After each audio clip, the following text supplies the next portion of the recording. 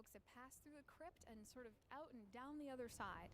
Down here toward the west front, they're about to step through the draped door that we've been looking at from the outside of the platform, kind of just beneath those flags.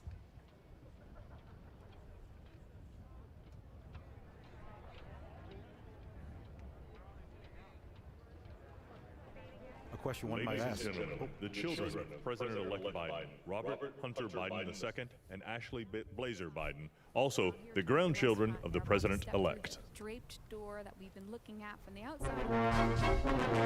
Now, I just want to point out the Marine Band here is playing John Philip Sousa March, which is called Bo Ideal.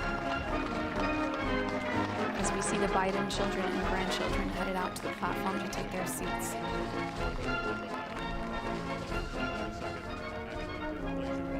Also, the grandchildren of the President-elect. This is the area of the Capitol Visitor Center. Yeah, that's the area where the Visitor Center attaches to the old front of the Capitol. So if you look closely at the walls here, you can see sandstone from the 2000s attached to sandstone from the 1800s. And a little clear window in the floor. Coming through the crypt. Now, with the approach of Vice President Pence, this is the area of the Capitol Visitor pretty cool customer. Yeah, if this isn't emotional, it will be when he leaves on the East Front. So it'll be interesting to see for him and his wife. Sandstone from the 2000s attached to just their posture coming down, what the emotions might be. A little clear window in the floor. Has to be surreal. Yes. And while all this is happening, the platform filling up with members, you know, the president-elect waiting somewhere inside the Capitol. If this isn't emotional, it will be when he leaves. If you can imagine folks being backstage before a big performance, the jitters, the butterflies, hoping you remember your lines, hoping you remember your marks, right, where you're supposed to stand. Has to be surreal. Yes. And then we have these cameras and spots happening, the platform watching folks come down the steps. The president-elect waiting somewhere inside the Capitol. Just behind those steps is actually the spot where they were meant to entomb George Washington underneath the crypt of the Capitol.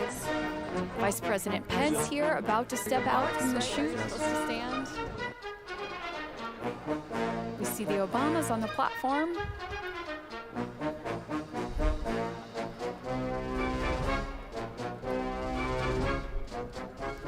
Soon there'll be an announcement for everybody to be seated, but not yet.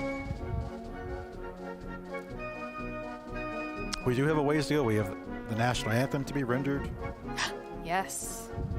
We have performances to watch. We have poems to hear. This program has expanded and contracted over the years, you know, according to the priorities of the day and according to the traditions, according to the conditions of the day. When they've had to cut things short for one reason or another, they've probably, you know, left some things out, and other times people have thought, well, I've got this moment and I'm gonna hear my favorite poet and I'm gonna hear my favorite musician. Ladies and gentlemen, accompanying the Vice President, the Secretary of the Senate, the Honorable Julie E. Adams, and Chief Administrative Officer of the House of Representatives, Catherine Spindor.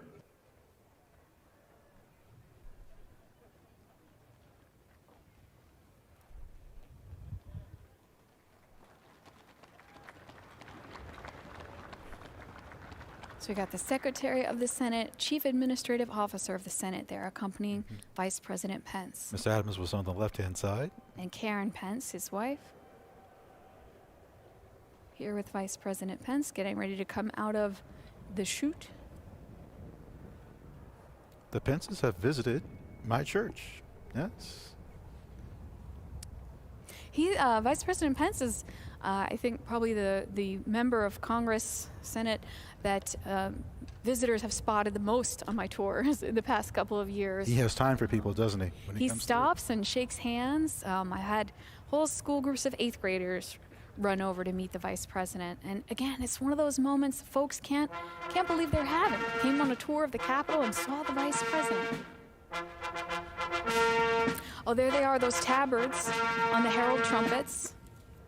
Ladies and gentlemen, the Vice President of the United States, the Honorable Michael R. Pence and Mrs. Karen Pence.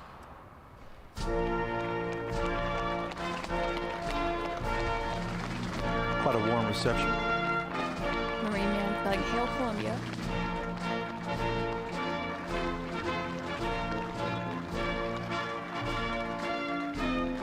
Oh, I'm sorry. I think this is another Sousa March.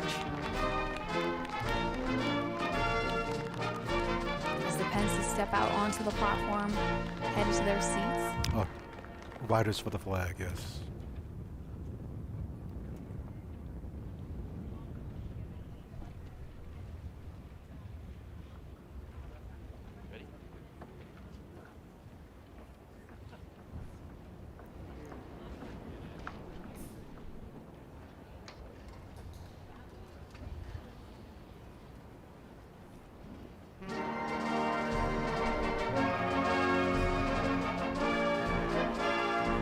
See some of the justices there in the same shot with Vice President Pence. Familiar tune?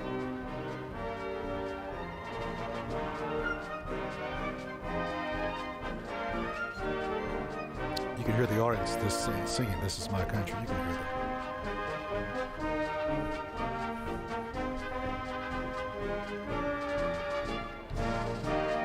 I was reading about the Marine Band uniforms, and they have a slightly different uniform for the orchestra because those epaulets on the shoulder make it very hard for them to hold the violins and such.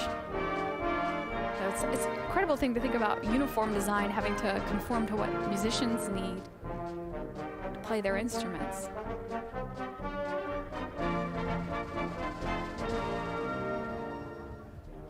Vice President Pence there on the, oh, we see there's Dan Quayle and George W. Bush there exchanging a greeting on the platform. Former presidents and former vice presidents and justices, you can see them all there.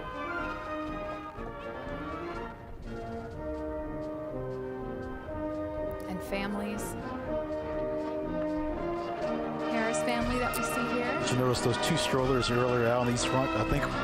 I didn't see the yes, strollers. Yes, two strollers. Sure. On the east front. I think we know who was in those strollers now. I think we do. Got some small ones there.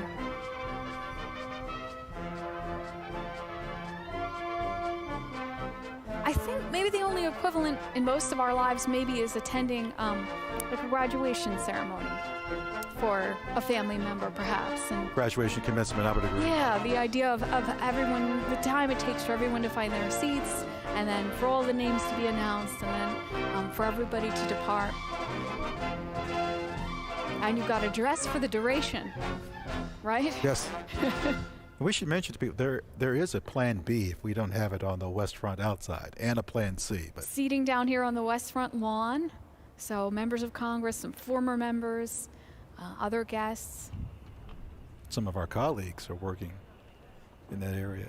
Those mayors and governors that we saw earlier arriving, the diplomatic corps, all these folks have found seats. And of course, everything spread out due to the pandemic. You can see President-elect Biden there at the top corner of our screen. Lots of photos being taken.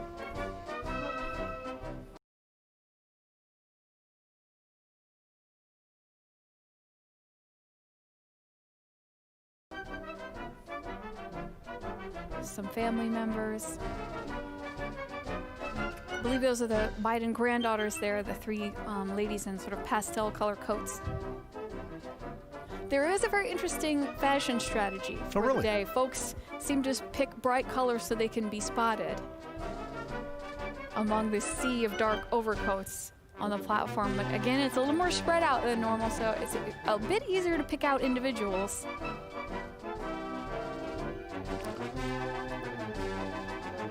Another view of the Marine Band here. You know, one thing we've noticed, no one has, gone back into the entrance. Coming out the west door. Yes, once you're out. Back in the west once you're door. out, I think that's it.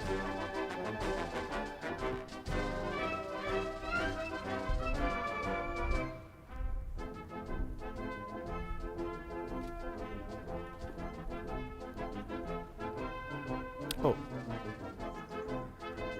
coming down the east staircase. An Albert Bierstadt painting there on the staircase over there. Is VP-elect That Harris. painting that people just saw used to be in the House of Representatives chamber. And they're preparing to walk across the crypt. So that escalator you can spot at the back of the shot, that's leading down into the Capitol Visitor Center, the newest part of the Capitol complex, opened up in 2008. December 2nd. I remember that one. Officer Goodman. In the light brown coat. Boy, that's going to be quite a moment. Quite a moment.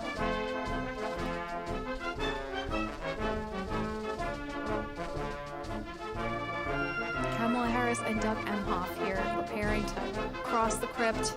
Here they go. You see those sandstone columns in the crypt. So again, in the pale light brown coat there, United States Capitol Police Officer Eugene Goodman. Deputy Sergeant at Arms. Yes, for this ceremony. Acting Deputy Senate Sergeant at Arms. Excuse me. Eugene Goodman. Eugene O. Goodman, Private First Class, United States Capitol Police. Very soft-spoken gentleman. Says 4 words a week. He's a familiar face to us and to our colleagues in the guide service.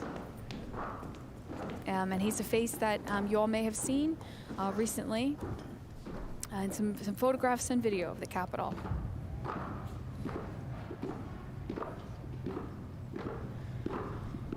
We can hear the footsteps of VP-elect Harris coming down the stairs from the crypt.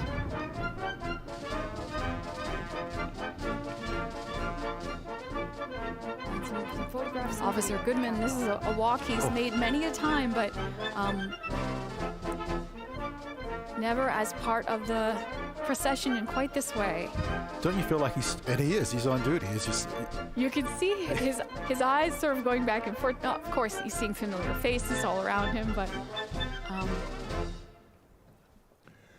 Ladies and gentlemen, accompanying the Vice President-elect, the Chief of Inaugural Ceremonies, Maria Miller-Lohmeyer, the Acting Deputy House Sergeant-at-Arms, Kevin Grubbs, and the Acting Deputy Senate Sergeant-at-Arms, United States Capitol Police Officer, Private First Class, Eugene O. Goodman. Well, crescendo of applause, and we know who that's for. Yeah. Officer Goodman.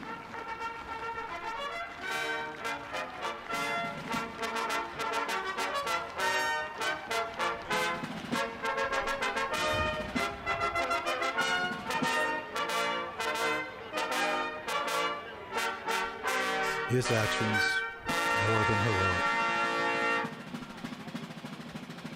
Oh, there we see Speaker Pelosi. And looks like the rest of the JSIC there preparing to cross. So again, in the red scarf. We've got to spell out our acronyms. It's the Joint Congressional Committee on Ladies and Inaugural gentlemen, Ceremonies. the Vice President-elect of the United States, Kamala Devi Harris, and Mr. Douglas Emhoff.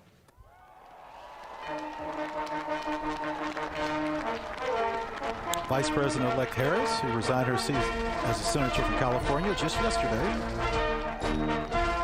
and today, very shortly, to be sworn in as Vice President. So her office within the Capitol will move. Yes. From her senator's office to the Vice President's office. You know, it's really Richard Nixon that really transferred the location of the Vice Presidency, working towards the old executive office building. And putting the locus of the Vice President's office here at the Capitol. Because, of course, they are the tie-breaking vote in the Senate. All right, so on our camera there on the right, we can see Representative Hoyer in the red scarf, member of the Joint Committee, the JSIC, Joint Congressional Committee on Inaugural Ceremonies.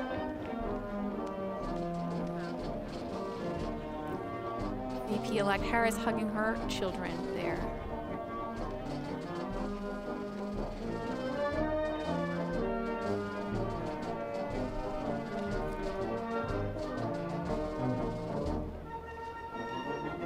Oh, that's a moment there. Vice President. VP Vice meeting President. VP. Yes, Harris-elect. Vice President-elect Harris, yes.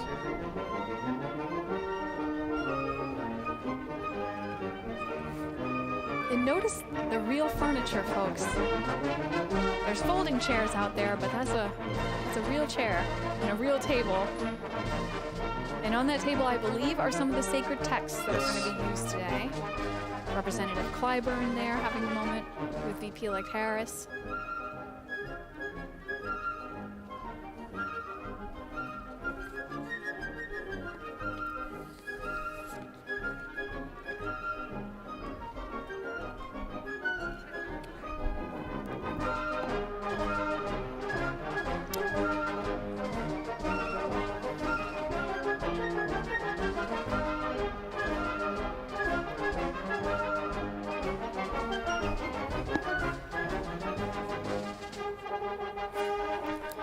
Do I see snow? I see snow flurries, it looks like, in this shot of Chuck Schumer.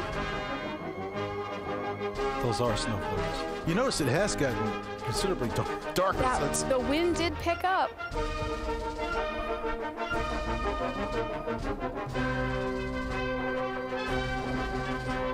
Well, soon to be the 46th president.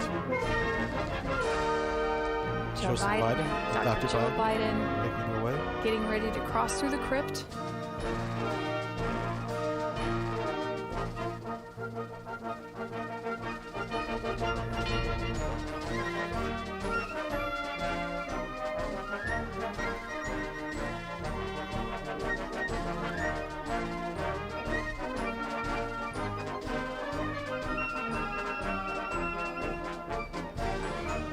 We'll wait for the cameras.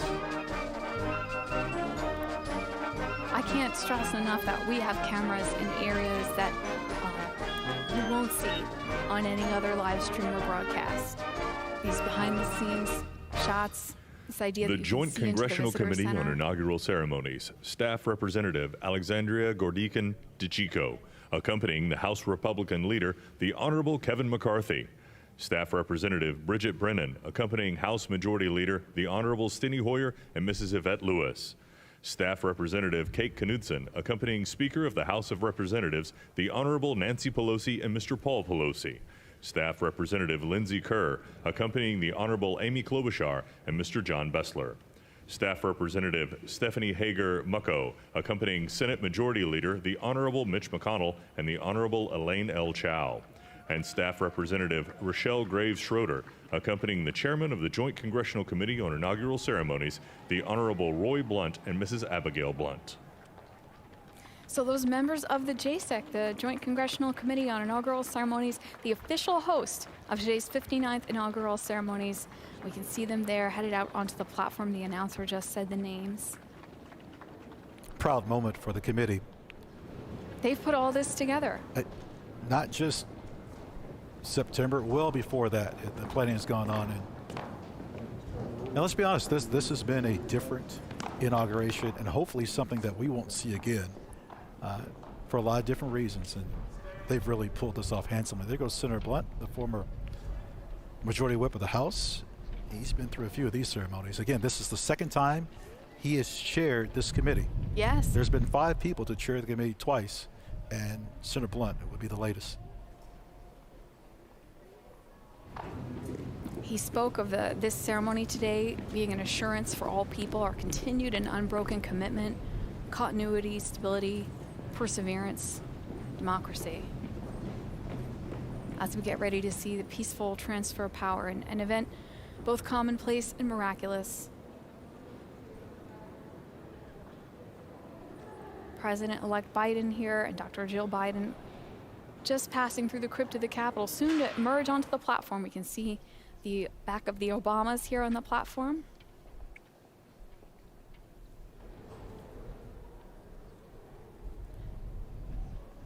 Cole and Ella, and it's snowing. Cole and Ella, VP Harris's children there. Ella is the young lady you see with the plaid coat with kind of an embellishment on the shoulders. Ladies and gentlemen, accompanying the President-elect, the Staff Director of the Joint Congressional Committee on Inaugural Ceremonies, Fitzhugh Elder IV, the Acting House Senate Sergeant-at-Arms, Tim Blodgett, and the Acting Senate Sergeant-at-Arms, Jennifer Hemingway. You know, snow, not unheard of in Washington in January, but you know what? When they used to have these in March, snow was also not unheard of. Not at all. Until 1933, inaugurations happened in March, and pretty risky in the era before paved roads. Well, our last inauguration, we had a little bit of rain. President Trump on our last inauguration. Of course, President Obama. I think it was about 25 degrees. The weather's always an element. Ladies and gentlemen, the President-elect of the United States, Joseph Robinette Biden Jr. and Dr. Jill Biden.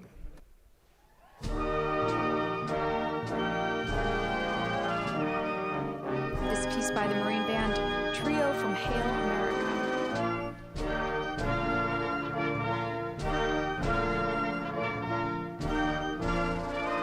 A Marine Band known as the President's Own. They play at the pleasure of the President and the Commandant of the Marine Corps.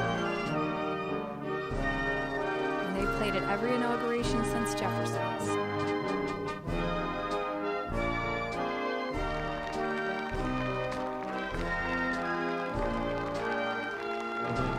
Biden's approaching their seats on the platform here. Greeting former VP Dan Quayle.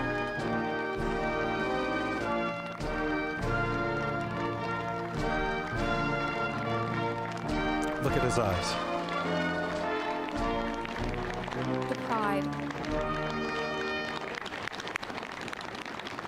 Ladies and gentlemen, please be seated. That's a phrase that is well welcomed right now.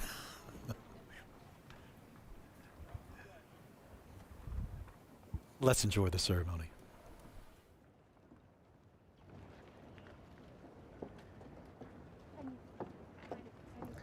Please welcome the Honorable Amy Klobuchar.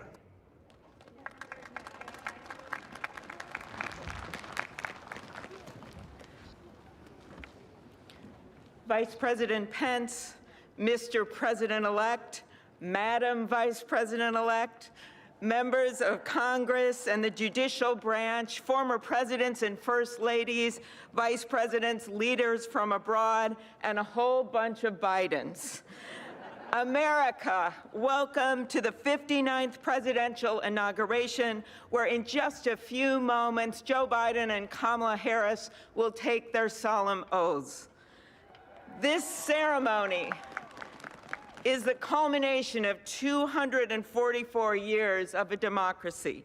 It is the moment when leaders brought to this stage by the will of the people promised to be faithful to our Constitution, to cherish it and defend it. It is the moment when they become, as we all should be, guardians of our country. Have we become too jaded, too accustomed to the ritual of the passing of the torch of democracy to truly appreciate what a blessing and a privilege it is to witness this moment? I think not. 2 weeks ago, when an angry, violent mob staged an insurrection and desecrated this temple of our democracy, it awakened us to our responsibilities as Americans. This is the day when our democracy picks itself up, brushes off the dust, and does what America always does: goes forward as a nation under God, indivisible, with liberty and justice for all. This conveyance of a sacred trust between our leaders and our people takes place in front of this shining Capitol dome for a reason. When Abraham Lincoln gave his first inaugural address in front of this Capitol, the dome was only partially constructed, braced by ropes of steel. He promised he would finish it. He was criticized for spending funds on it during the Civil War. To those critics, he replied, "If the people see the Capitol going on, it is a sign we intend the Union shall go on." And it did, and it will. Generations of Americans gave their lives to preserve our republic in this place. Great legislation to protect civil rights and economic security and lead the world was debated and crafted under this dome. Now it falls on all of us, not just the two leaders we are inaugurating today, to take up the torch of our democracy, not as a weapon of political arson, but as an instrument for good. We pledge today never to take our democracy for granted as we celebrate its remarkable strength. We celebrate its resilience, its grit. We celebrate the ordinary people doing extraordinary things for our nation, the doctors and nurses on the front line of this pandemic, the officers in the Capitol, a new generation never giving up hope for justice. We celebrate a new president, Joe Biden, who vows to restore the soul of America and cross the river of our divides to a higher plane. And we celebrate our first African American, first Asian American, and first woman vice president, Kamala Harris, who stands on the shoulders of so many on this platform who have forged the way to this day. When she takes the oath of office, little girls and boys across the world will know that anything and everything is possible. And in the end, that is America, our democracy, a country of so much good. And today, on these Capitol steps and before this glorious field of flags, we rededicate ourselves to its cause. Thank you. It is now my honor to introduce to you the senator who has worked with me and so many others to make this ceremony possible, my friend and the chair of the inaugural committee, Missouri Senator Roy Blunt.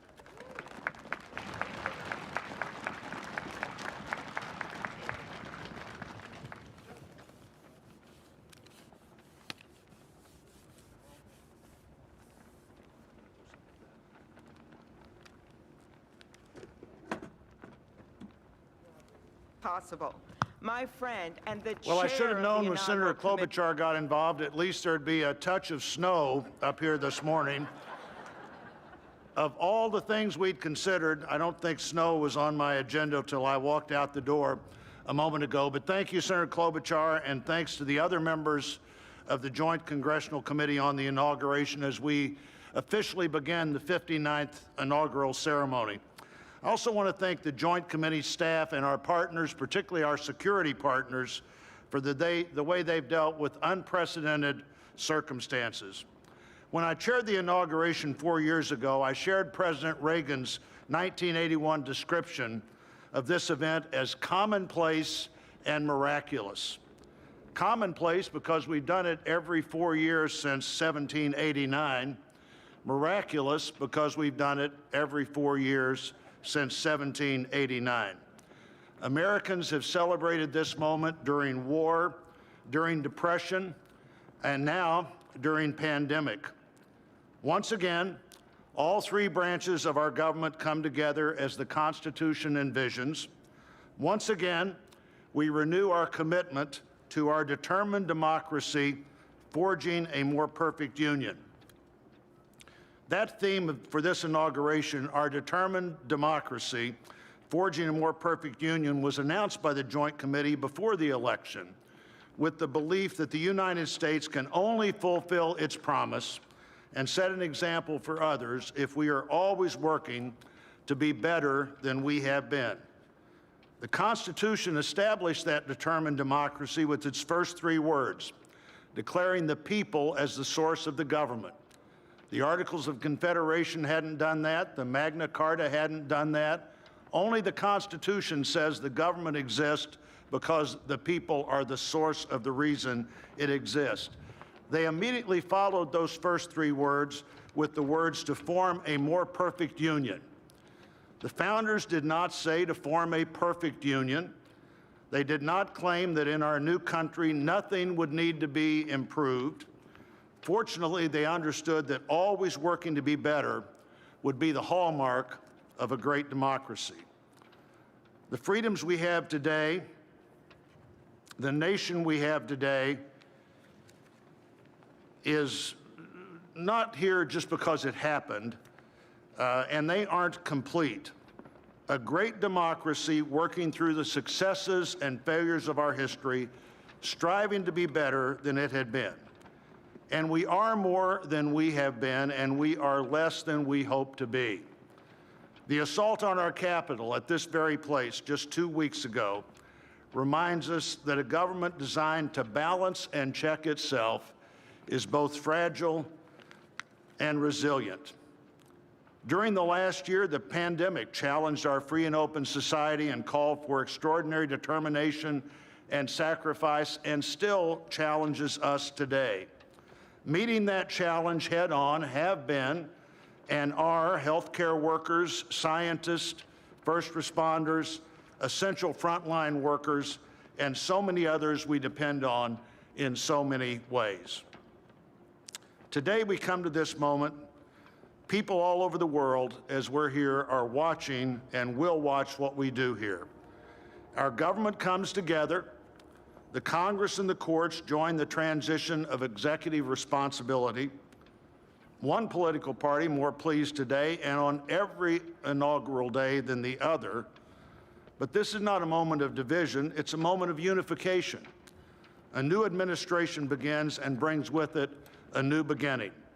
And with that, our great national debate goes forward, and a determined democracy will continue to be essential in pursuit of a more perfect union and a better future for all Americans.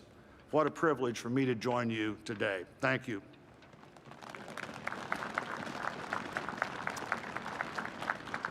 I'm pleased to call to the podium a longtime friend of the President-elect and his family, Father Leo O'Donovan, to lead us in an invocation. Please stand if you are able and remain standing for the national anthem and the pledge to our flag.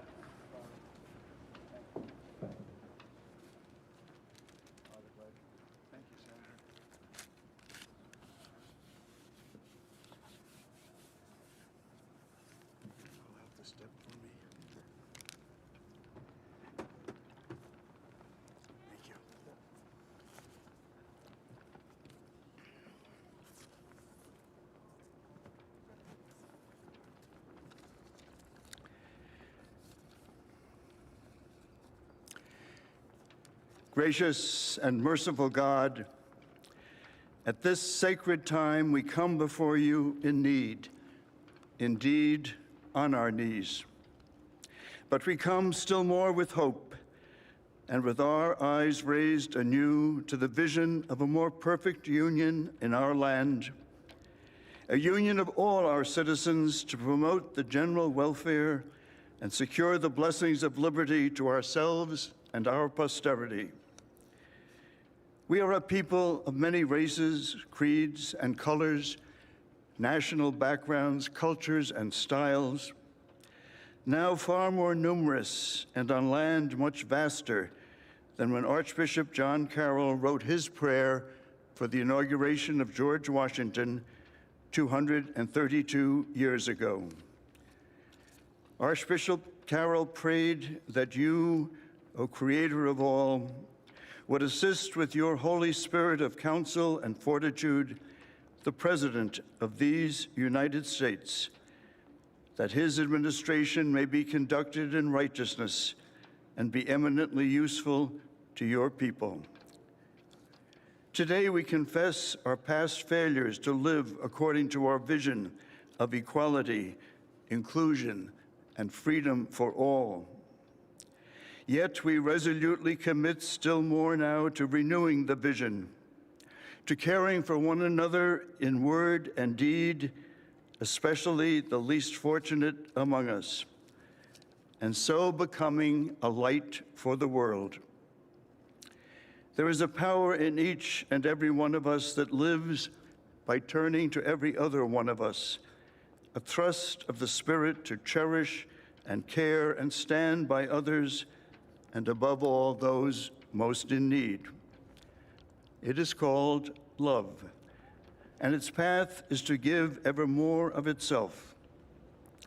Today, it is called American patriotism, born not of power and privilege, but of care for the common good, with malice toward none and with charity for all. For our new president, we beg of you the wisdom Solomon sought when he knelt before you and prayed for an understanding heart so that I can govern your people and know the difference between right and wrong. We trust in the counsel of the letter of James.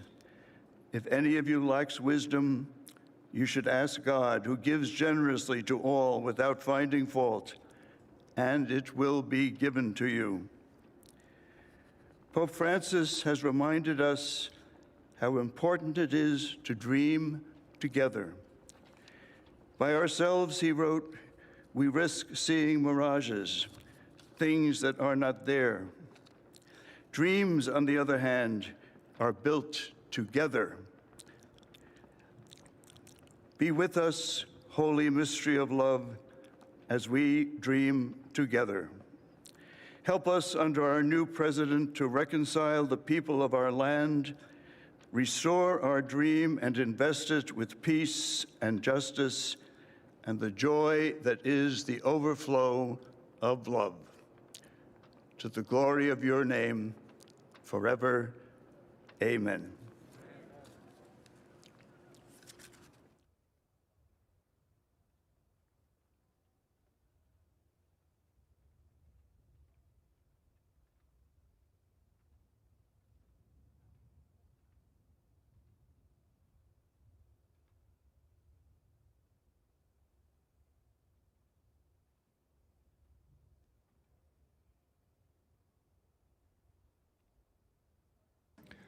Ladies and gentlemen, please remain standing for the presentation of our national colors by the Armed Forces Color Guard, the singing of our national anthem, and for the Pledge of Allegiance.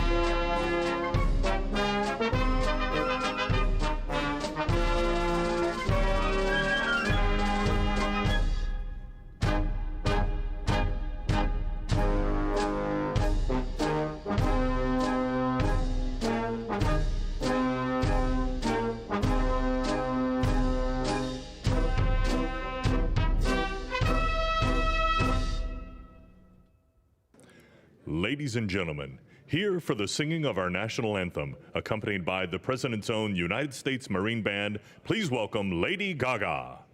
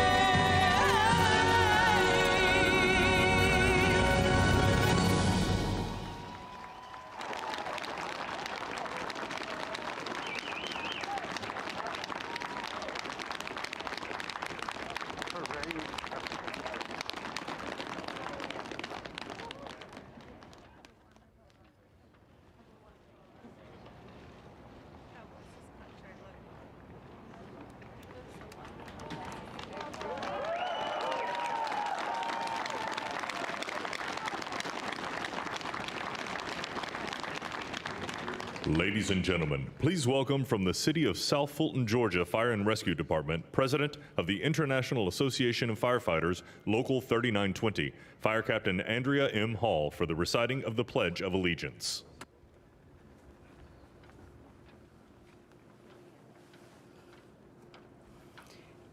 I pledge allegiance to the flag of the United States of America and to the republic for which it stands, one nation, under God, indivisible, with liberty and justice for all.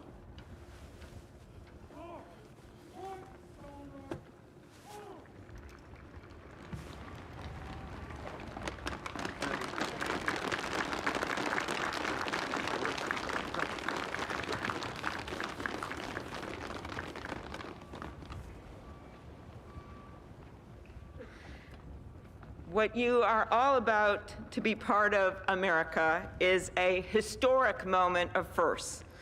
To administer the oath to our first African American, our first Asian American, and our first woman vice president, Kamala Harris, it is my great privilege to welcome to the inaugural stage the first Latina to ever serve on the Supreme Court of the United States of America, Justice Sonia Sotomayor. Ladies and gentlemen, please remain standing for the oath of office, followed by musical honors.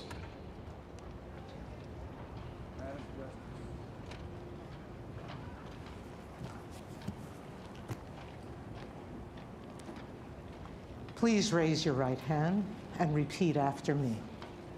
I, Kamala Davy Harris, do solemnly swear I, Kamala Davy Harris, do solemnly swear that I will support and defend the Constitution of the United States that I will support and defend the Constitution of the United States against all enemies, foreign and domestic, against all enemies, foreign and domestic, that I will bear true faith and allegiance to the same, that I will bear true faith and allegiance to the same, that I take this obligation freely, that I take this obligation freely, without any mental reservation or purpose of evasion, without any mental reservation or purpose of evasion, that I will well and faithfully discharge that I will well and faithfully discharge the duties of the office on which I am about to enter. the duties of the office upon which I am about to enter. So help me God. So help me God.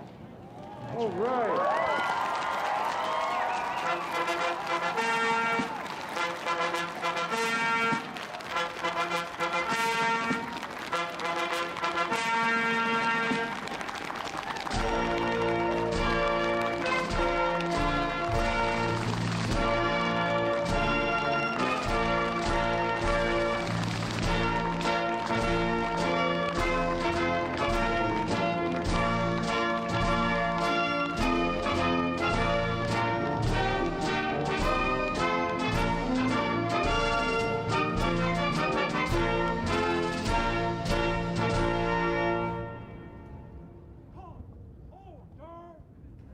Ladies and gentlemen, please be seated.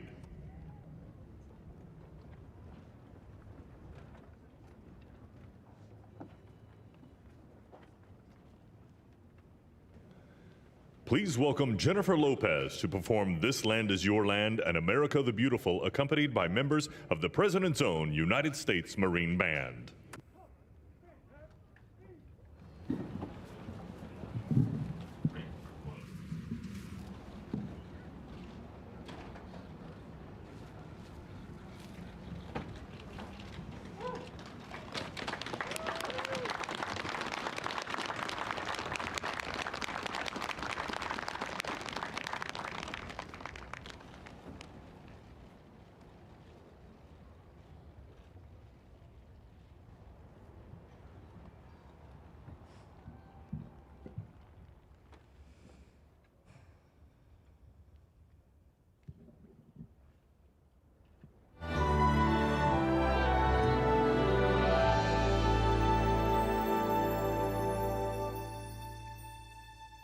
This land is your land.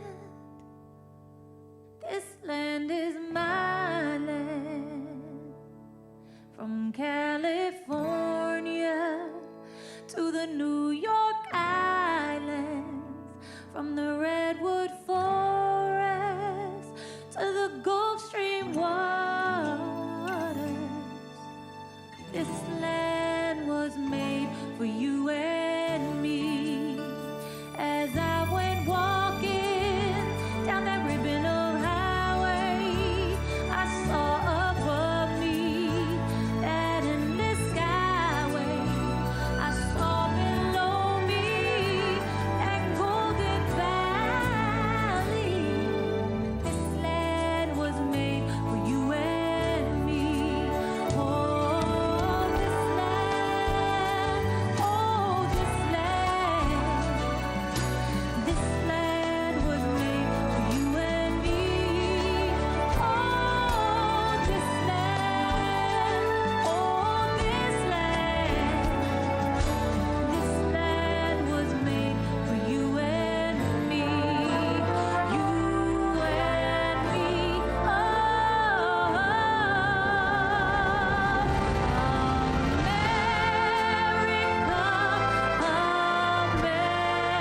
America, God shed His grace on thee and crowned thy good with brotherhood. From sea to shining sea.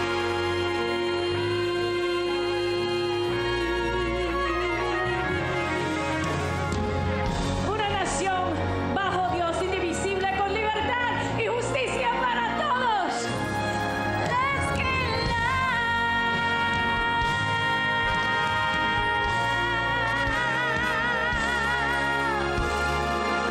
This land was made for you and me.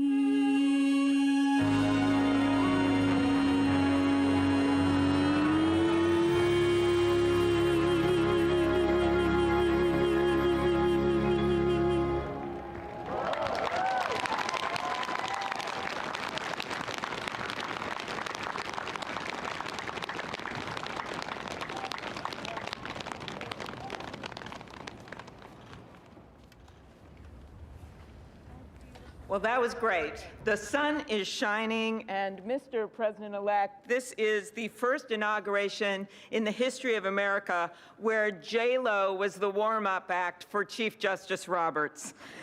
With that, it is now my distinct honor to introduce the Chief Justice of the Supreme Court of the United States, John Roberts, to administer the presidential oath to the next President of the United States, Joseph R. Biden.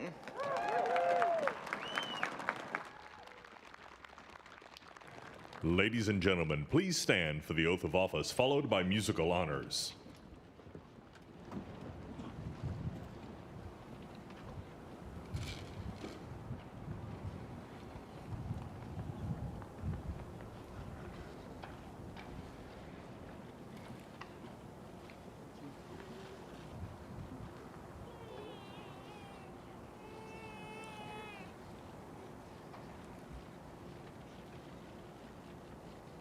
Please raise your right hand and repeat after me. I, Joseph Robinette Biden, Jr., do solemnly swear I, Joseph Robinette Biden, Jr., do solemnly swear that I will faithfully execute that I will faithfully execute the office of President of the United States the office of President of the United States and will, to the best of my ability, and will, to the best of my ability, preserve, protect, and defend preserve, protect, and defend the Constitution of the United States. the Constitution of the United States. So help you God. So help me God. Congratulations, Mr. Thank you. President.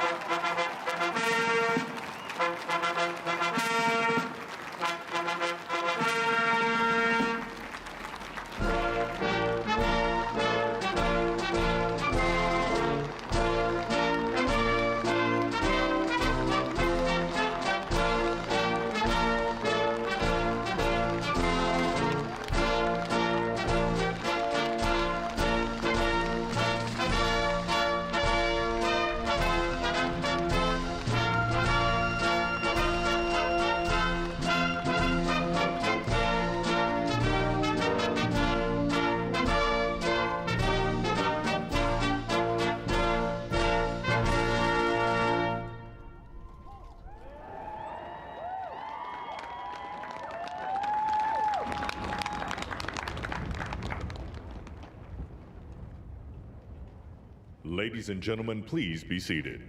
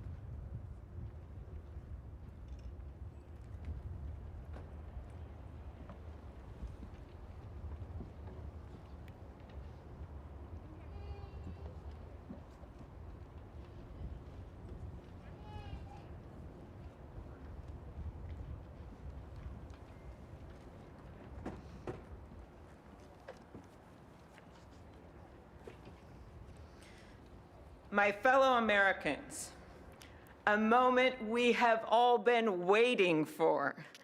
It is now my great privilege and high honor to be the first person to officially introduce the 46th President of the United States, Joseph R. Biden, Jr.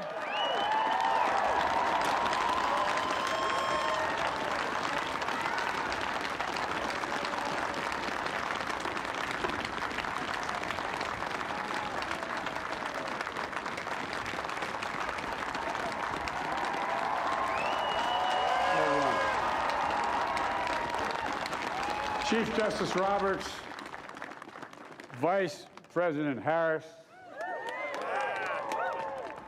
Speaker Pelosi, Leader Schumer, Leader McConnell, Vice President Pence, and my distinguished guests, my fellow Americans. This is America's day. This is democracy's day, a day of history and hope, of renewal and resolve. Through a crucible for the ages, America has been tested anew, and America has risen to the challenge. Today, we celebrate the triumph not of a candidate, but of a cause, the cause of democracy. The people, the will of the people, has been heard, and the will of the people has been heeded. We've learned again that democracy is precious. Democracy is fragile. And at this hour, my friends, democracy has prevailed.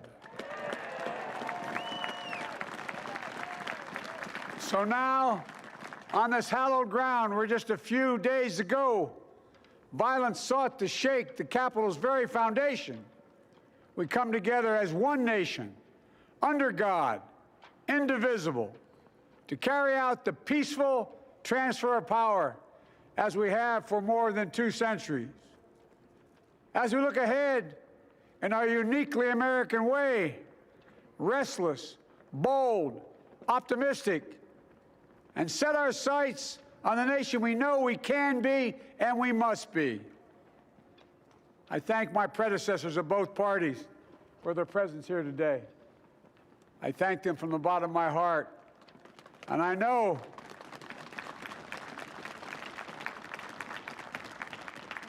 the resilience of our Constitution and the strength of our nation, as does President Carter, who I spoke with last night, who cannot be with us today, but whom we salute for his lifetime in service.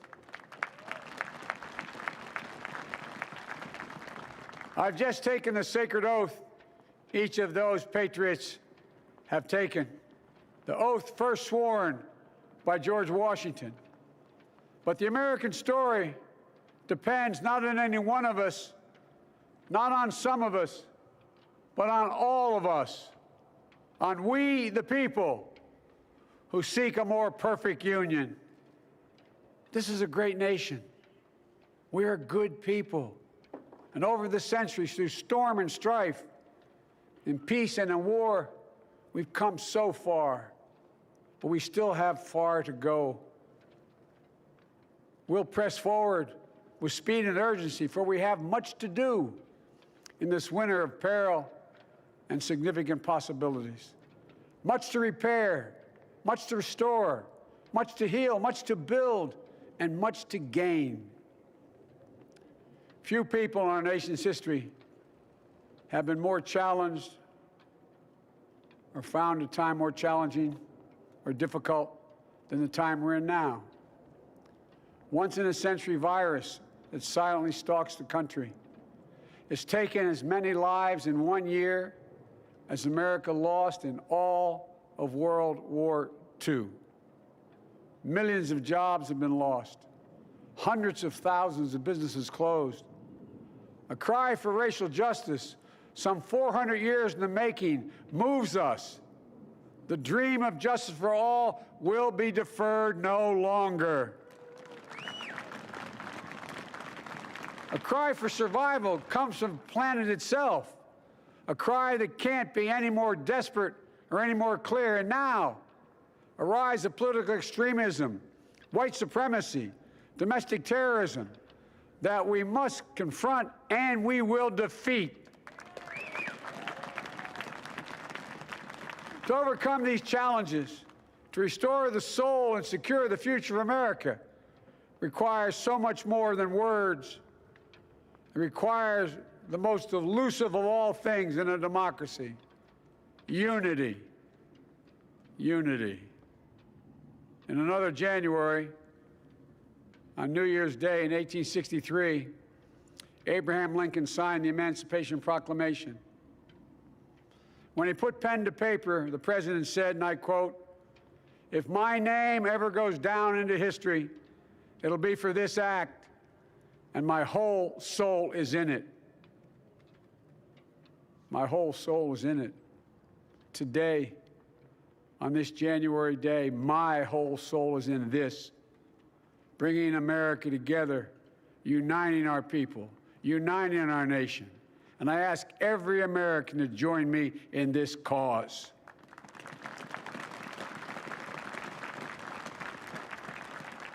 Uniting to fight the foes we face: anger, resentment and hatred, extremism, lawlessness, violence, disease, joblessness, and hopelessness. With unity, we can do great things, important things. We can right wrongs. We can put people to work in good jobs. We can teach our children in safe schools. We can overcome the deadly virus. We can reward work and rebuild the middle class and make health care secure for all. We can deliver racial justice, and we can make America once again the leading force for good in the world.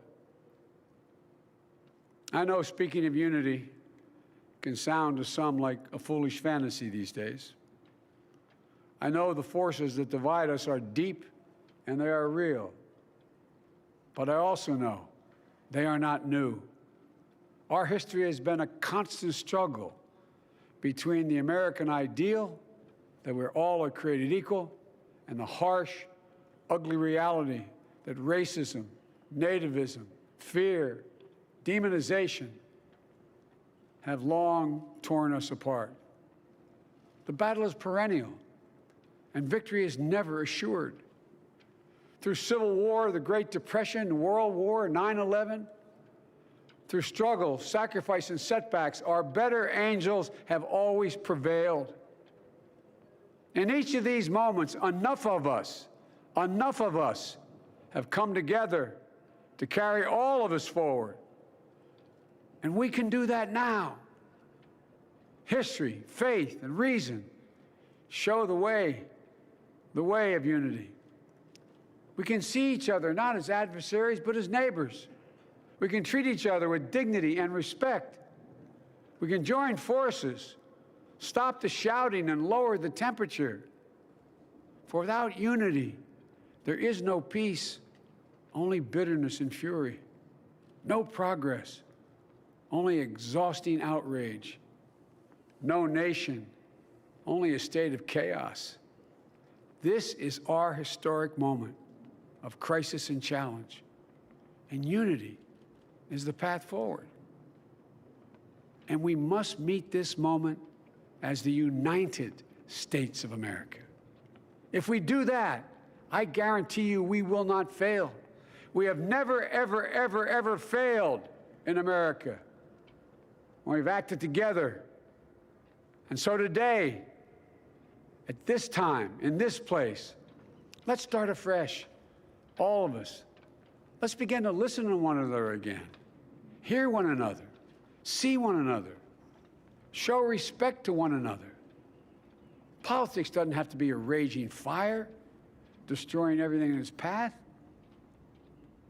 Every disagreement doesn't have to be a cause for total war. And we must reject the culture in which facts themselves are manipulated and even manufactured.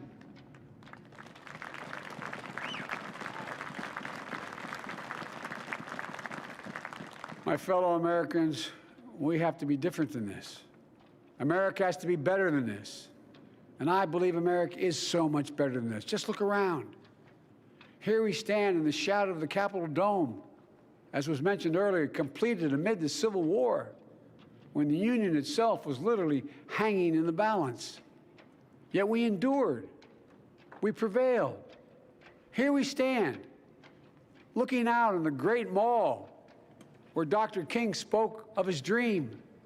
Here we stand where 108 years ago, at another inaugural, thousands of protesters tried to block brave women marching for the right to vote.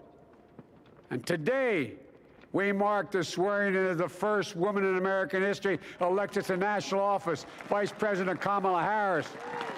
Don't tell me things can't change. Here we stand across the Potomac from Arlington Cemetery, where heroes who gave the last full measure of devotion rest in eternal peace. And here we stand, just days after a riotous mob thought they could use violence to silence the will of the people, to stop the work of our democracy, to drive us from this sacred ground. It did not happen. It will never happen. Not today, not tomorrow, not ever. Not ever.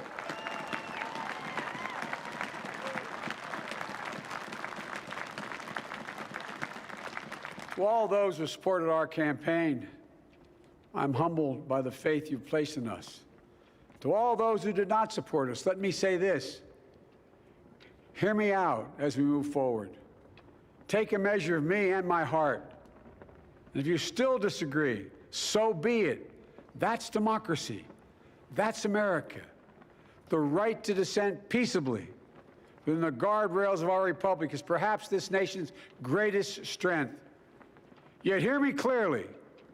Disagreement must not lead to disunion. And I pledge this to you.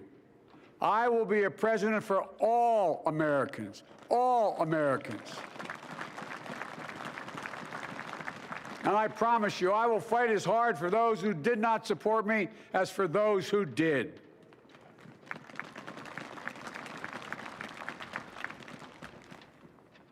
Many centuries ago, St. Augustine, a saint of my church, wrote that a people was a multitude defined by the common objects of their love. Defined by the common objects of their love. What are the common objects we as Americans love that define us as Americans? I think we know. Opportunity, security, liberty, dignity, respect, honor, and yes, the truth. Recent weeks and months have taught us a painful lesson. There is truth and there are lies. Lies told for power and for profit.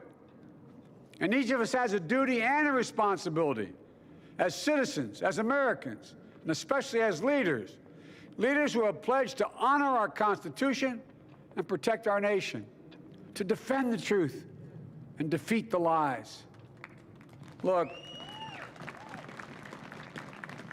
I understand that many of my fellow Americans view the future with fear and trepidation. I understand they worry about their jobs. I understand, like my dad, they lay at bed at night, staring at the ceiling, wondering, can I keep my health care? Can I pay my mortgage? Thinking about their families, about what comes next. I promise you, I get it. But the answer is not to turn inward, to retreat into competing factions, distrusting those who don't look like you, or worship the way you do, or don't get their news from the same sources you do. We must end this uncivil war that pits red against blue, rural versus urban, or rural versus urban, conservative versus liberal. We can do this if we open our souls instead of hardening our hearts, if we show a little tolerance and humility, and if we're willing to stand in the other person's shoes, as my mom would say, just for a moment, stand in their shoes. Because here's the thing about life. There's no accounting for what fate will deal you. Some days, when you need a hand. There are other days when we're called to lend a hand. That's how it has to be. That's what we do for one another. And if we are this way, our country will be stronger, more prosperous, more ready for the future. And we can still disagree. My fellow Americans, in the work ahead of us, we're going to need each other. We need all our strength to persevere through this dark winter. We're entering what may be the toughest and deadliest period of the virus. We must set aside politics and finally face this pandemic as one nation. One nation. And I promise you this, as the Bible says, weeping may endure for a night, but joy cometh in the morning. We will get through this together. Together. Look, folks, all my colleagues I serve with in the House and the Senate up here, we all understand the world is watching all of us today. So here's my message to those beyond our borders. America has been tested, and we've come out stronger for it. We will repair our alliances and engage with the world once again, not to meet yesterday's challenges, but today's and tomorrow's challenges. And we'll lead not merely by the example of our power, but by the power of our example.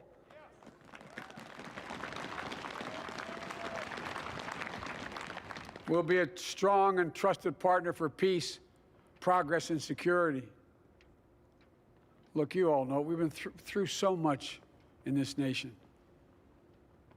And in my first act as president, I'd like to ask you to join me in a moment of silent prayer. Remember all those who we lost in this past year to the pandemic. Those 400,000 fellow Americans, moms, dads, husbands, wives, sons, daughters, friends, neighbors, and coworkers. We'll honor them by becoming the people and the nation we know we can and should be. So I ask you, let's say a silent prayer for those who've lost their lives and those left behind, and for our country.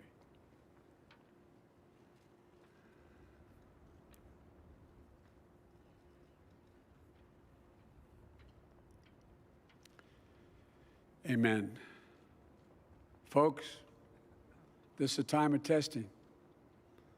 We face an attack on our democracy and on truth, a raging virus, growing inequity, the sting of systemic racism, a climate in crisis, America's role in the world. Any one of these would be enough to challenge us in profound ways. But the fact is, we face them all at once, presenting this nation with one of the gravest responsibilities we've had. Now we're going to be tested. Are we going to step up, all of us, It's time for boldness, for there is so much to do. And this is certain. I promise you, we will be judged, you and I, by how we resolve these cascading crises of our era. We will rise to the occasion is the question. Will we master this rare and difficult hour? Will we meet our obligations and pass along a new and better world to our children? I believe we must. I'm sure you do as well. I believe we will. And when we do, we'll write the next great chapter in the history of the United States of America, the American story. A story that might sound something like a song that means a lot to me. It's called American Anthem. There's one verse that stands out, at least for me, and it goes like this. The work and prayers of century have brought us to this day. What shall be our legacy? What will our children say? Let me know in my heart when my days are through, America, America, I gave my best to you. Let's us add our own work and prayers to the unfolding story of our great nation. If we do this, then when our days are through, our children and our children's children will say of us, they gave their best, they did their duty, they healed a broken land. My fellow Americans, I close the day where I began, with the sacred oath. Before God and all of you, I give you my word. I will always level with you. I will defend the Constitution. I'll defend our democracy. I'll defend America.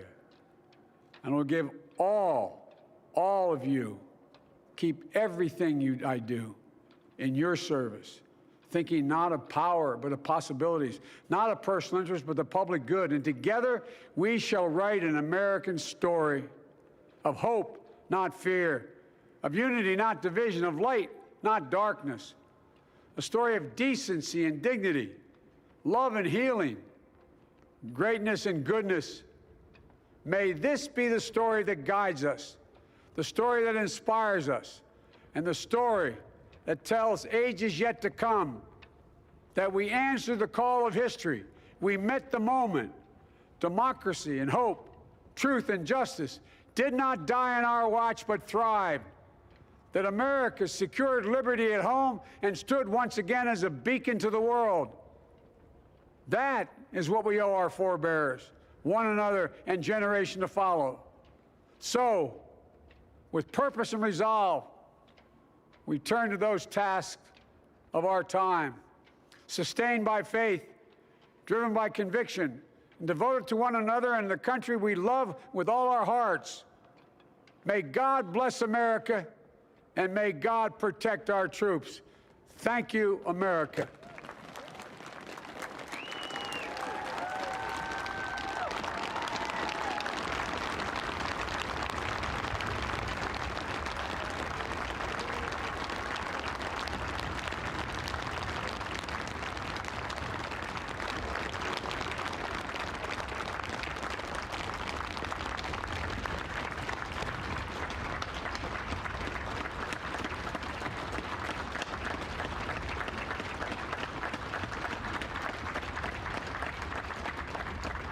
Ladies and gentlemen, please be seated.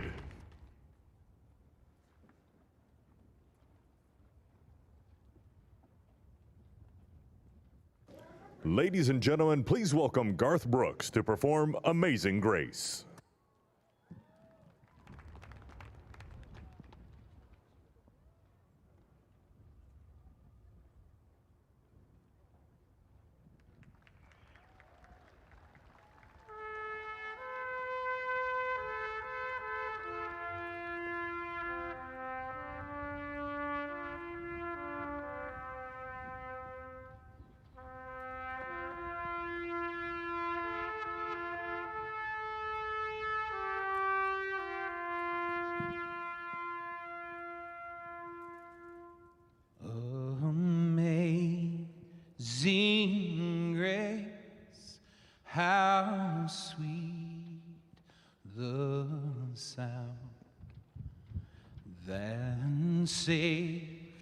a wretch like me.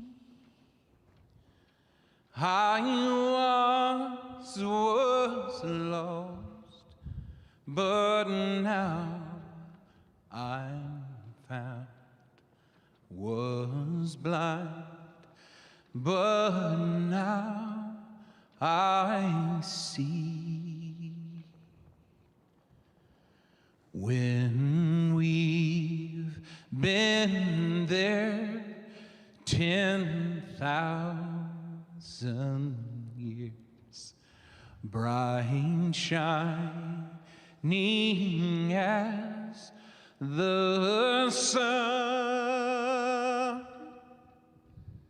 we've no less days to sing God's praise than when we first begun. If I can ask you to sing this last verse with me, not just the people here, but the people at home, at work, as one, united.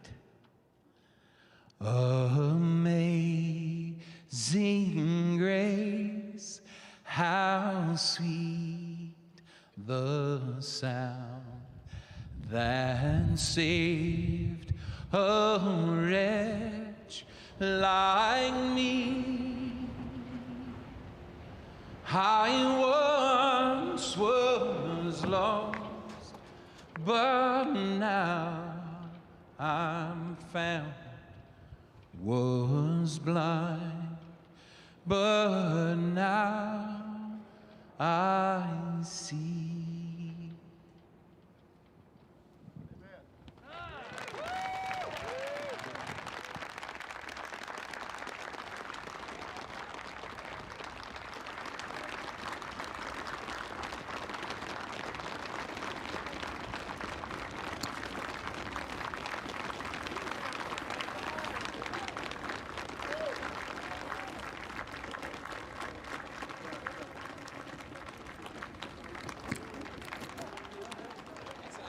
Hard not to be reminded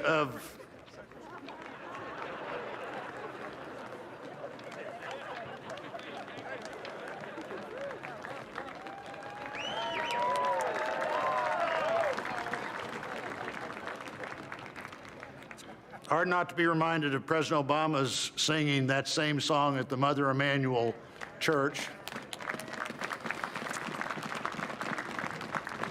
A song that in our culture is as close to both poetry and prayer as you could possibly come.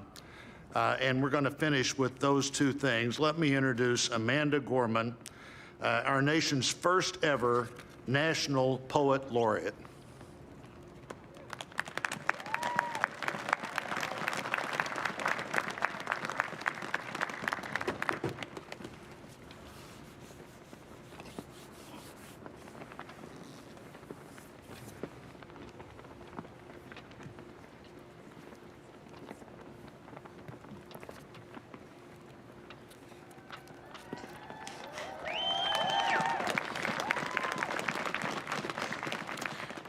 Mr. President, Dr. Biden, Madam Vice President, Mr. Emhoff, Americans, and the world.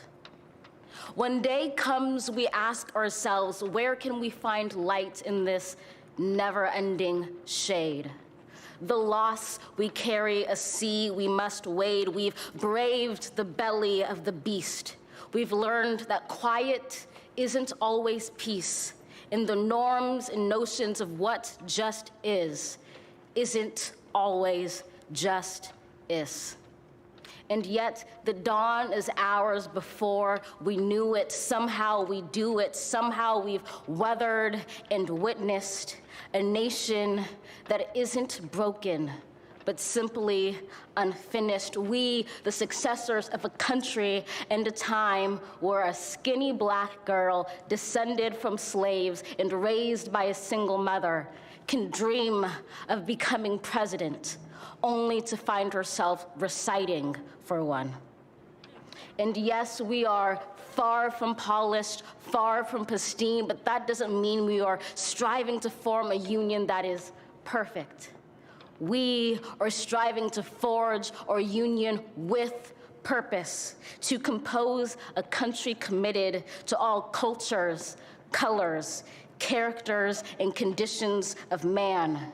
And so we lift our gazes not to what stands between us, but what stands before us. We close the divide because we know to put our future first, we must first put our differences aside. We lay down our arms so we can reach out our arms to one another. We seek harm to none and harmony for all. Let the globe say this is true. That even as we grieved, we grew, that even as we hurt, we hoped, that even as we tired, we tried, that we'll forever be tied together, victorious, not because we will never again know defeat, but because we will never again sow division. Scripture tells us to envision that everyone shall sit under their own vine and fig tree, and no one shall make them afraid. If we're to live up to our own time, then victory won't lie in the blade, but in all the bridges we've made. That is the promised glade, the hill we climb, if only we dare it, because being American is more than a pride we inherit. It's the past we step into and how we repair it. We've seen a force that would shatter our nation rather than share it, would destroy our country if it meant delaying democracy. And this effort very nearly succeeded. But while democracy can be periodically delayed, it can never be permanently defeated.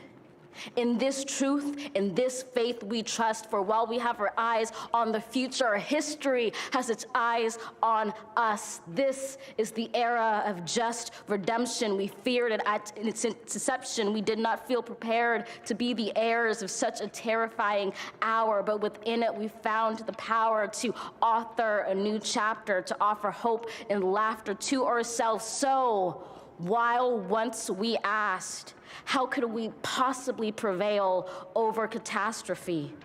Now we assert, how could catastrophe possibly prevail over us? We will not march back to what was, but move to what shall be, a country that is bruised but whole, benevolent but bold, fierce and free.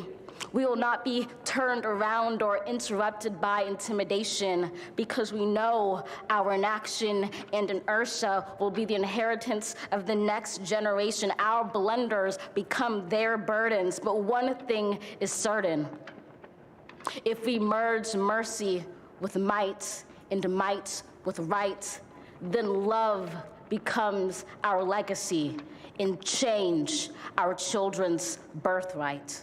So let us leave behind a country better than the one we were left. With every breath from my bronze-pounded chest, we will raise this wounded world into a wondrous one. We will rise from the gold-limbed hills of the West. We will rise from the wind-swept Northeast, where our forefathers first realized revolution. We will rise from the lake-rimmed cities of the Midwestern states. We will rise from the sun-baked South. We will rebuild, reconcile, and recover in every known nook of our nation, in every corner called our country. Our people, diverse and beautiful, will emerge battered and beautiful. When day comes, we step out of the shade, aflame and unafraid. The new dawn blooms as we free it. For there is always light, if only we're brave enough to see it, if only we're brave enough to be it.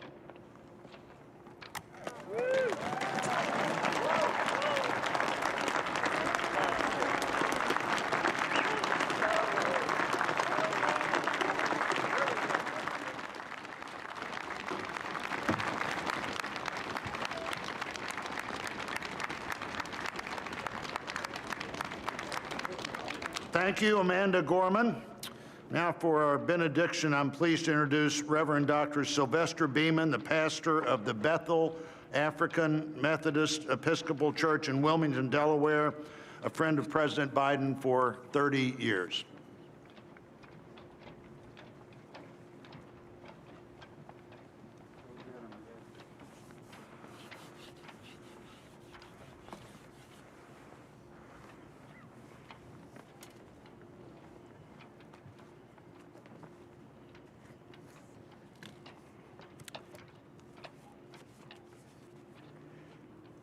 As a nation and people of faith gathered in this historical moment, let us unite in prayer. God, we gather under the beauty of your holiness and the holiness of your beauty. We seek your face, your smile, your warm embrace. We petition you once more in this celebration. We pray for divine favor upon our President, Joseph R. Biden, and our First Lady, Dr. Jill Biden, and their family. We further ask that you would extend the same favor upon our Vice President, Kamala D. Harris, and our second gentleman, Doug Emhoff, and their family. More than ever, they and our nation need you. We need you, for in you we discover our common humanity. In our common humanity, we will seek out the wounded and bind their wounds.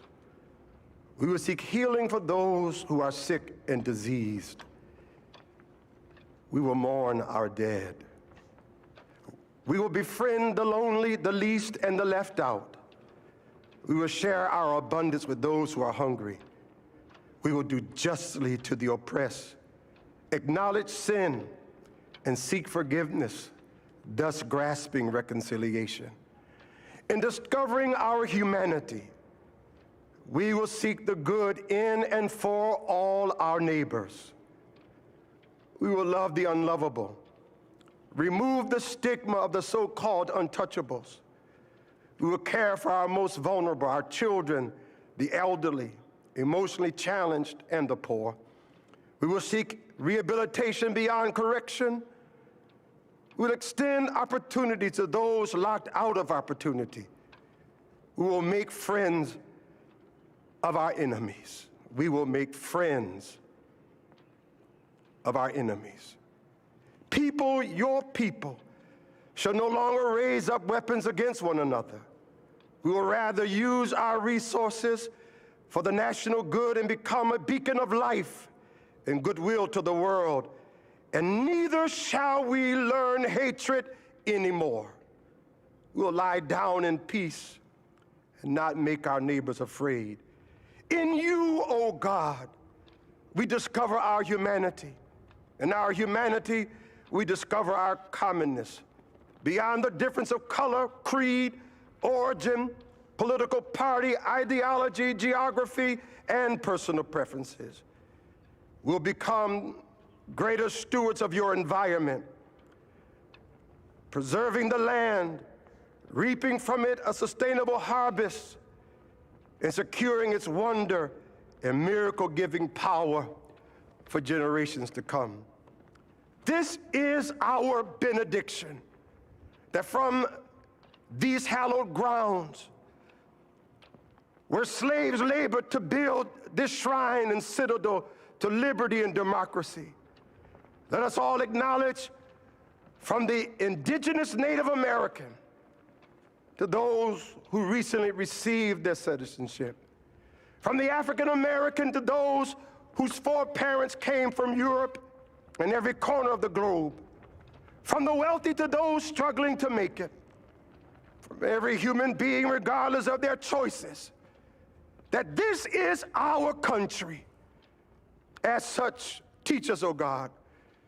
As such, teach us, O God, to live in it, love in it, be healed in it, and reconcile to one another in it, lest we miss kingdom's goal.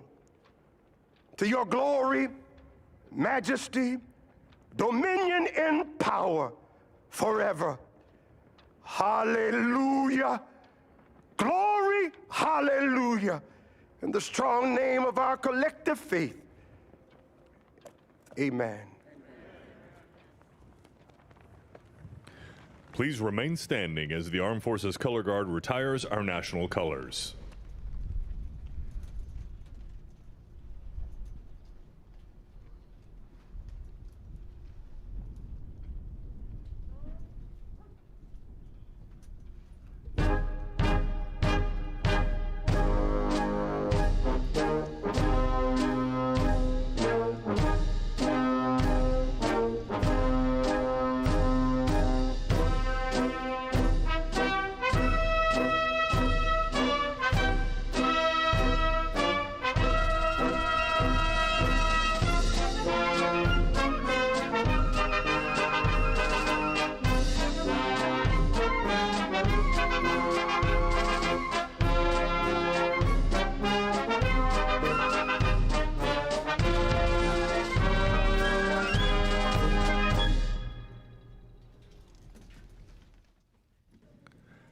Ladies and gentlemen, please be seated and remain in your seats while the President and official party depart the platform. For safety reasons, your ushers will release your section in an organized manner, following the playing of our national march, The Stars and Stripes Forever.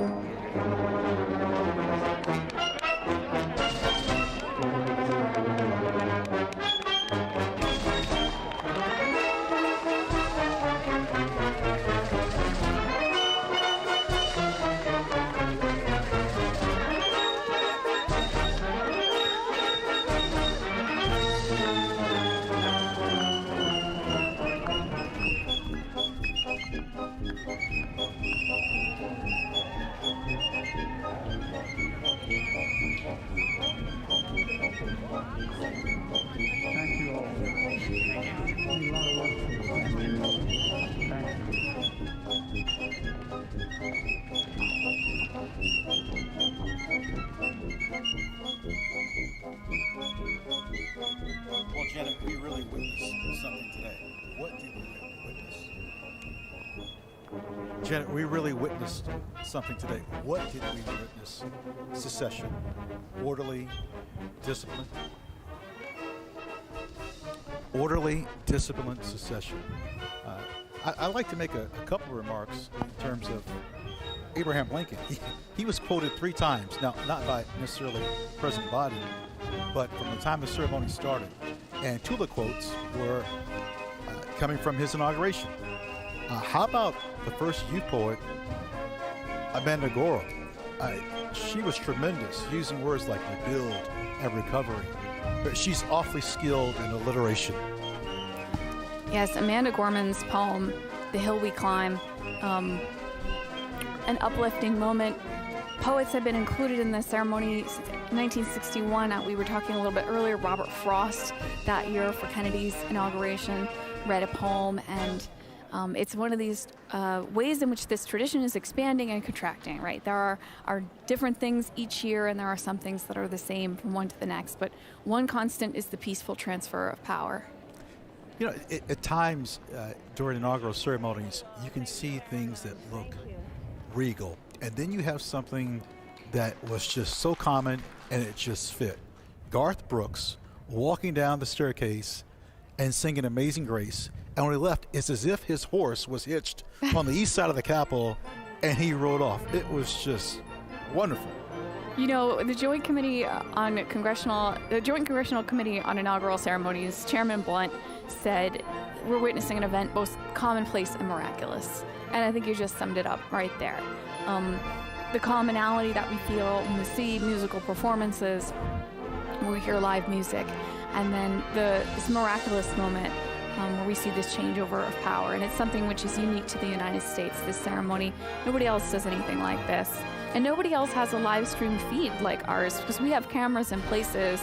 Even now. We have cameras in places nobody else does. So we're getting some angles here. You can see the Obamas there. Secretary Chow behind Mrs. Obama, Senator McConnell's wife. That's VP Harris's children just behind them.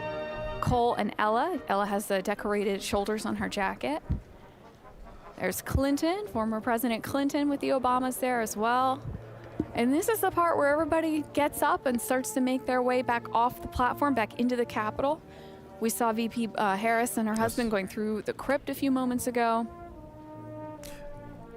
You know, President Biden, within the first sentence or two, used these three words: our determined democracy. That's I thought the that was theme. pointed. Yes. That's the theme of this 59th inaugural ceremonies. That's the theme that the JSEC selected, and a wonderful phrase to encapsulate this: our determined democracy, forging a more perfect union.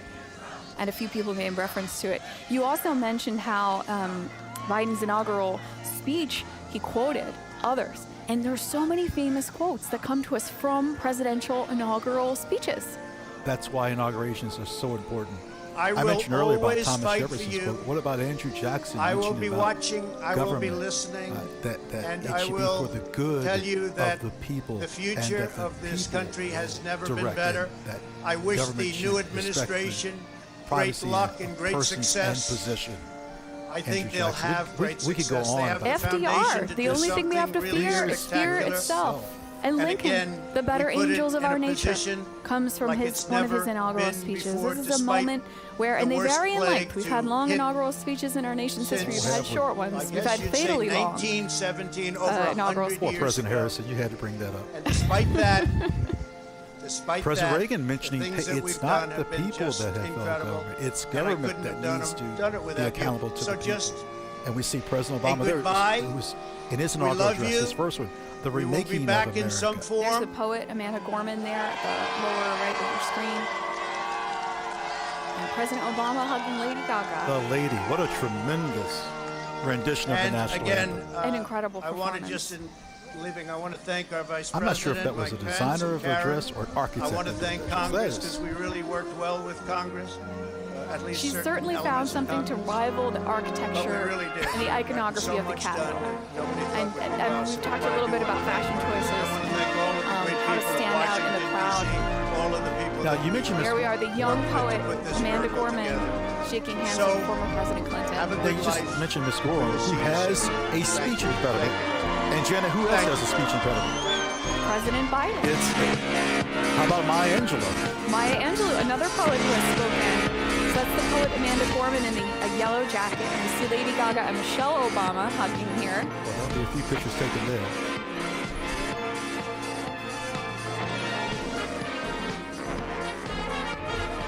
Oh, here we're we go looking back to the East Front. East Front steps. Ladies and gentlemen, it's not over. What should we do today? What do we mean by the departure of Mr. Pence? There's just as many iconic ceremonies that happen after the swearing of the oath as there are before. And there are just as many moments for us to watch and see these behind-the-scenes perspectives. I believe that's Hillary Clinton there, with Sure the is. purple scarf. No, I've just been someone that at times when we finished our assignments, which casually work my way to the East Front, and there's hundreds, if there's more than a few thousand people for the departure ceremony. There's prayer that's rendered. There's pomp and circumstance. It's ceremonial. Well, again, we talked a little bit earlier about how where is the president inaugurated versus where is the president not inaugurated. And this happens here at the Capitol, Yes. the home of the legislative branch, the home of Congress. And then so this departure ceremony, this moment where our new president and vice president depart from the Capitol and into their term, really is a historic moment, and it's a crucial part of this ceremony.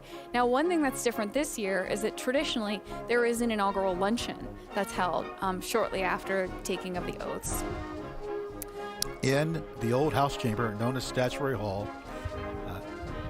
well, as you said, this year because of the pandemic, we're not having it.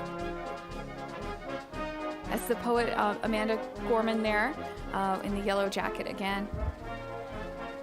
And a beautiful view of the dome here on the west front of the Capitol. Again, those flags there representing the center one is our current flag, 50 stars for 50 states. The ones at the far ends for the 13 colonies that were in the Union in the beginning.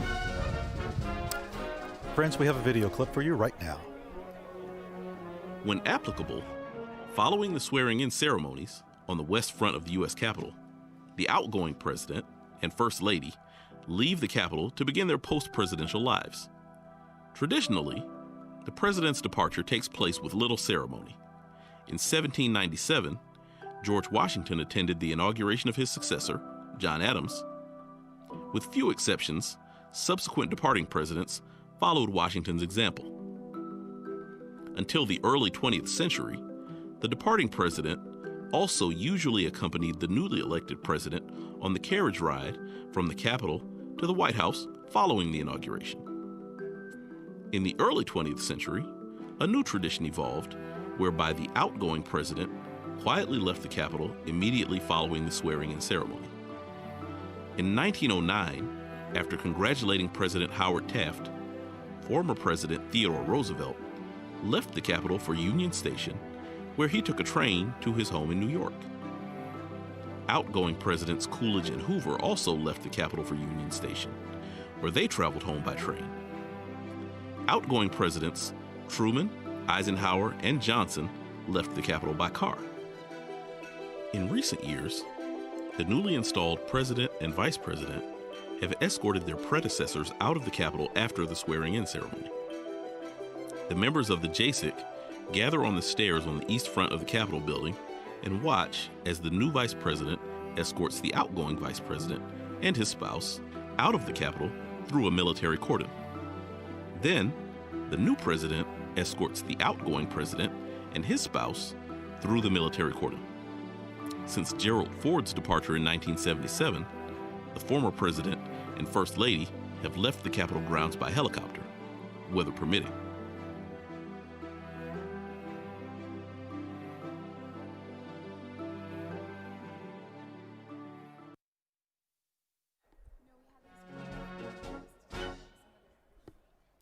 We have these wonderful videos detailing some of the traditions behind our inauguration that we get to show you. And here we are preparing to see the departure going down the east front of the Capitol steps. The members of the Joint Committee are going to line up, and you can see VP Harris there in the purple getting ready. They're getting ready to head out the east doors, the rotunda behind them in this shot, going down through the military cordon and out to the waiting cars.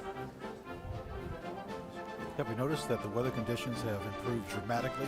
Well, we've had some weather changes today. I take back everything I said in the first hour of the broadcast about the nice 40-degree day that we had. We had some snow flurries in there, then the sun came out. We're really being taken for a ride today. You know, there were blizzard conditions for William Howard Taft's inauguration. They had to hold that one inside as well. Notice who was the lead person out the east front. Eugene Goodman. United States Capitol Police Officer Eugene O. Goodman there. He was the gentleman that you saw in the light-colored coat, acting Senate Sergeant-at-Arms, acting Deputy Senate Sergeant-at-Arms for the day. Here we go. The Harrises and the Pences walking down the steps, or, excuse me, Mr. Emhoff and Ms. Harris going down the steps here. The East Front steps going through the military cordon and taking a moment on the East Front steps together.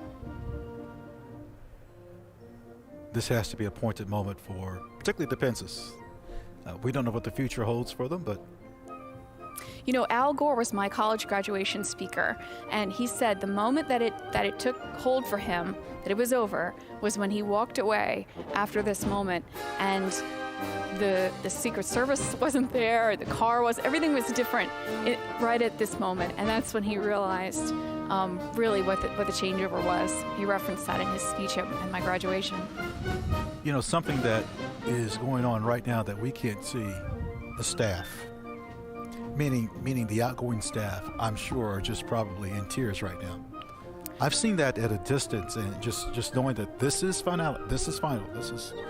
I mean, I think we'd be closure. hard-pressed to think of anyone for whom this is not an emotional day. Not just the people who are directly involved in the administration, but the folks who work here at the Capitol who witness these every couple of years like we do, and the folks watching at home have got to have emotions bound up in these moments. And especially when you feel empathy for the various people and think of the emotions that are going through those heads. That's usually where it gets me. So we can see former VP Pence getting into the car here on the East Front, taking a last look at the Capitol and a wave to the staff and the military cordon, and the JCIC, the Joint Congressional Committee on Inauguration Ceremonies. In time, we will have on the East Front the passing of the review, passing the review. We'll see the pass and review here on Yes. the East Front in coming up in a little bit. And we'll see them standing there and watching, reviewing all of the troops going by. Now, I was not assigned to the Old Guard. I was assigned to the 82nd Airborne Division of Fort Bragg, North Carolina. And I've been in a lot of processions and reviews. And it feels like, for example, let's say President Biden is physically looking at everyone there. It's not the case, but as someone that has served, you feel that way. Well, we were talking earlier about members of Congress, making appearances on our tours and acknowledging the members of the public, folks from all over the country and people from all over the world that are visiting us. But the members of Congress, the senators, also frequently acknowledge us when we're in positions of support like this. Representative John Lewis always took the time to stop, recognize us, because one of the things that we do in addition to providing tours is to provide support for congressional events. And this is the granddaddy of congressional events for the year. Other times we're there for, like for Representative Lewis memorial service this past summer. But also Congressional Gold Medal ceremonies. Great view of the East Front here. Yes, you mentioned Mr. Lewis, that on those very steps where Vice President Harris and her husband are ascending now was this casket. Yes, right where this is all within the last Harris is year. Standing just this past summer, just about 6 months ago or so. That is where Congressman Lewis's casket was. And actually, Speaker Pelosi is standing in almost the exact same position the cameras captured her on that evening. And you can see the JCIC there as well. So members of the Joint Congressional Committee on Inaugurations, on inaugural ceremonies, they... Excellent camera shot here. I'm sorry to interrupt you. Oh, no, it's fabulous. Look at we can see everybody here. Yes. So just a reminder for the folks at home, Steny Hoyer there in the red scarf, the Speaker of the House in the teal coat that we see there. And that's Senator Blunt with her. He is the chair of this Joint Congressional Committee that is the official host of inaugurations and the host of our live stream today. And here they are all coming back in through the East Front door, making this turn. And then there are a few things that need to happen before we have some gift presentations coming up a little bit later on. That would normally happen during the inaugural luncheon. The day is far from done. We have President Biden that has some ceremony signings in the president's room that President Washington thought of. To think back in 1780s that President Washington thought, let's have a president's room. It took until the 1850s for them to complete it. Looking at the East Front of the Capitol, when you see it from a shot like this, we think of them as the new House and Senate, but of course, They're not that new. No. The new House and Senate chambers are at the far ends of the building. It's called a hyphen, the way that they're connected off the end there. So those are actually cropped out in this view of the east front that we see here. So what you're looking at, if you can imagine, instead of that huge white painted cast iron dome, if you can imagine a shorter one, wood with a copper roof, and that copper roof, turning green over time. That's an idea of what the Capitol looked like back when not Jefferson was inaugurated, back when Monroe was inaugurated, let's say. Ceremonial unit, you can. All right, we've got another video coming up, and we have these great videos that are taking you through. Official actions taken by the newly sworn President of the United States occur in the President's room just off the Senate chamber in the U.S. Capitol. After the departure of the former President and First Lady, the new President gathers there with aides and members of Congress to sign nominations and sometimes memorandums, proclamations, or executive orders. This tradition began in 1981 with President Ronald Reagan. Prior to that time, nominations were often submitted to the Senate on Inauguration Day without ceremony.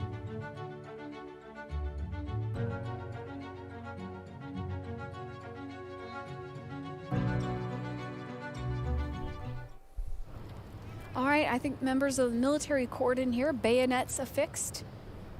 Heading back into the Capitol, you can see a fleet of cars there transporting all these folks. Of course, the ones with the flags on the front there, most likely vice presidential vehicles. The area that they're going towards is the law library. And then in that area is where Thomas Jefferson was first inaugurated, March 4th, 1801. And his second inauguration was in that room. Yeah, right there on the first floor of the Senate side. It's part of the oldest section of the building. Jen, I hope the people can see this pediment that's in this triangle, and it's Genius of America, and it used to be sandstone. About the triangular section above the door.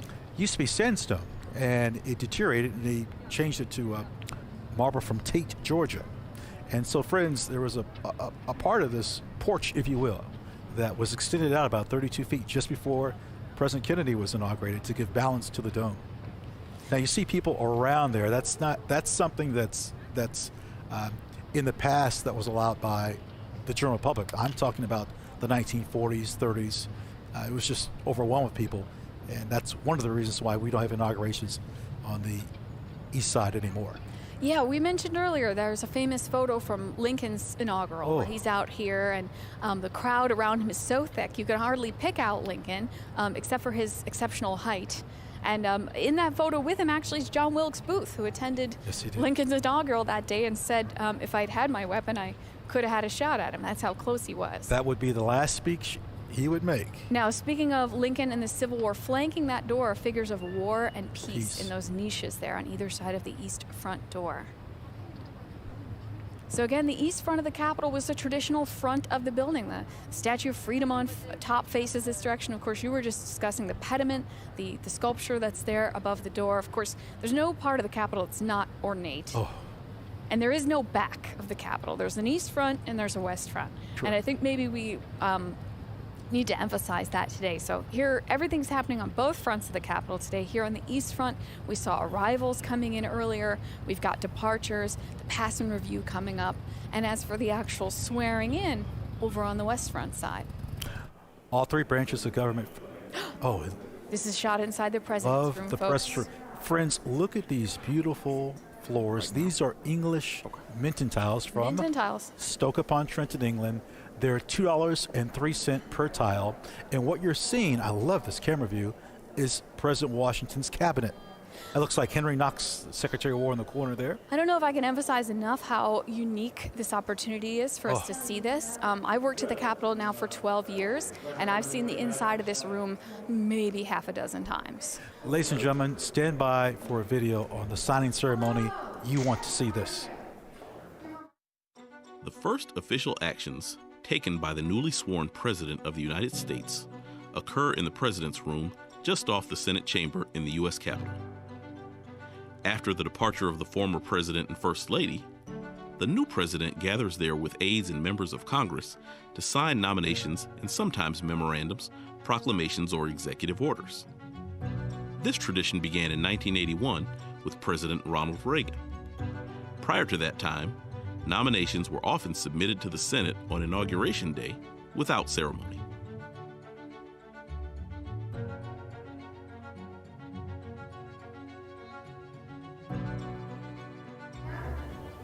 So the President's Room is a really special room inside the Capitol, and we're actually not going to be able to show you the moments, some of the moments here, that we're recording them for posterity, but they're not necessarily going to be live because of the importance of what happens in this space. You mentioned importance. In 1964, Dr. Martin Luther King Jr., along with President Lyndon Baines. Janet, you mentioned the importance of this room. In 1964, Dr. Martin Luther King Jr. and President Lyndon Baines Johnson signed the Voting Rights Act. A little story with this. Quite a few years ago, there's a person that comes to me, and she wants to bring her daughter to see a video of the visitor center. And so she says, I just want to see that. I said, well, that's fine. And little did I know at that time when she left, and she says, I'm Lenny Bird. It's President Johnson's daughter who wants her granddaughter to see her father in the video. It was such a moving moment for me. So we're coming up on the signing ceremony here today, folks, and we have some video about that. While the tradition of an inaugural luncheon dates back as far as 1897, when the Senate Committee on Arrangements gave a luncheon for President McKinley and several other guests at the Capitol, it did not begin in its current form until 1953. That year, President Dwight D. Eisenhower, Mrs. Eisenhower, and 50 other guests of the JASIC dined on cream chicken, baked ham, and potato puffs in the now restored Old Senate Chamber. From the mid-19th century to the early 20th century, presidents left the Capitol after the swearing-in ceremonies and traveled to the White House for a luncheon prepared by the outgoing president and First Lady. In 1949, Secretary of the Senate Leslie Biffle hosted a small lunch for President Truman in his Capitol reception room. They dined on South Carolina turkey, Smithfield ham, potato salad, and pumpkin pie. In 1953, the JASIC began its current tradition of hosting a luncheon for the president, vice president, and their spouses, Senate leaders, the JASIC members, and other invited guests. At the inaugural luncheon in 1981, newly sworn-in President Ronald Reagan announced the release of 52 American citizens who had been held hostage in Iran for 444 days. Traditionally, the luncheon often features cuisine reflecting the home states of the new president and vice president or the JASIC chairman, as well as the theme of the inauguration. The program includes speeches, gift presentations from the JASIC, and toasts to the new administration.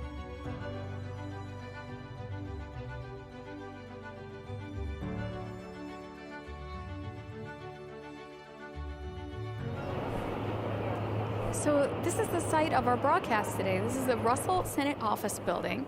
And we discussed a little bit earlier how prior to the early 20th century, the members of Congress didn't have separate offices. They used their desks on the floor of the chambers, House, and Senate, or they used their private homes to store correspondence, research, and all of the paperwork that they deal with legislation. It took some time, but by 1909, we had a building that the senators work out of. And then it's renamed years later after Richard Russell from the state of Georgia. And we're located just outside of the beautiful Kennedy Caucus Room, named after John Fitzgerald Kennedy, Robert Francis Kennedy, and Edward Kennedy. Oh, look at our control room.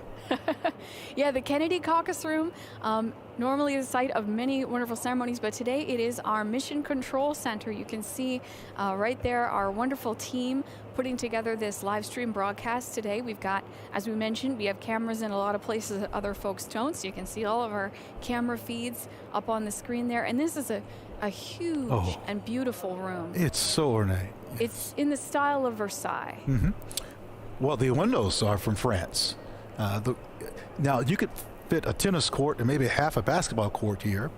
I mentioned this earlier. There should be an opera performed here. But this is our control center, and we've had over 30 camera feeds throughout the building, throughout the campus, that's giving you this great coverage.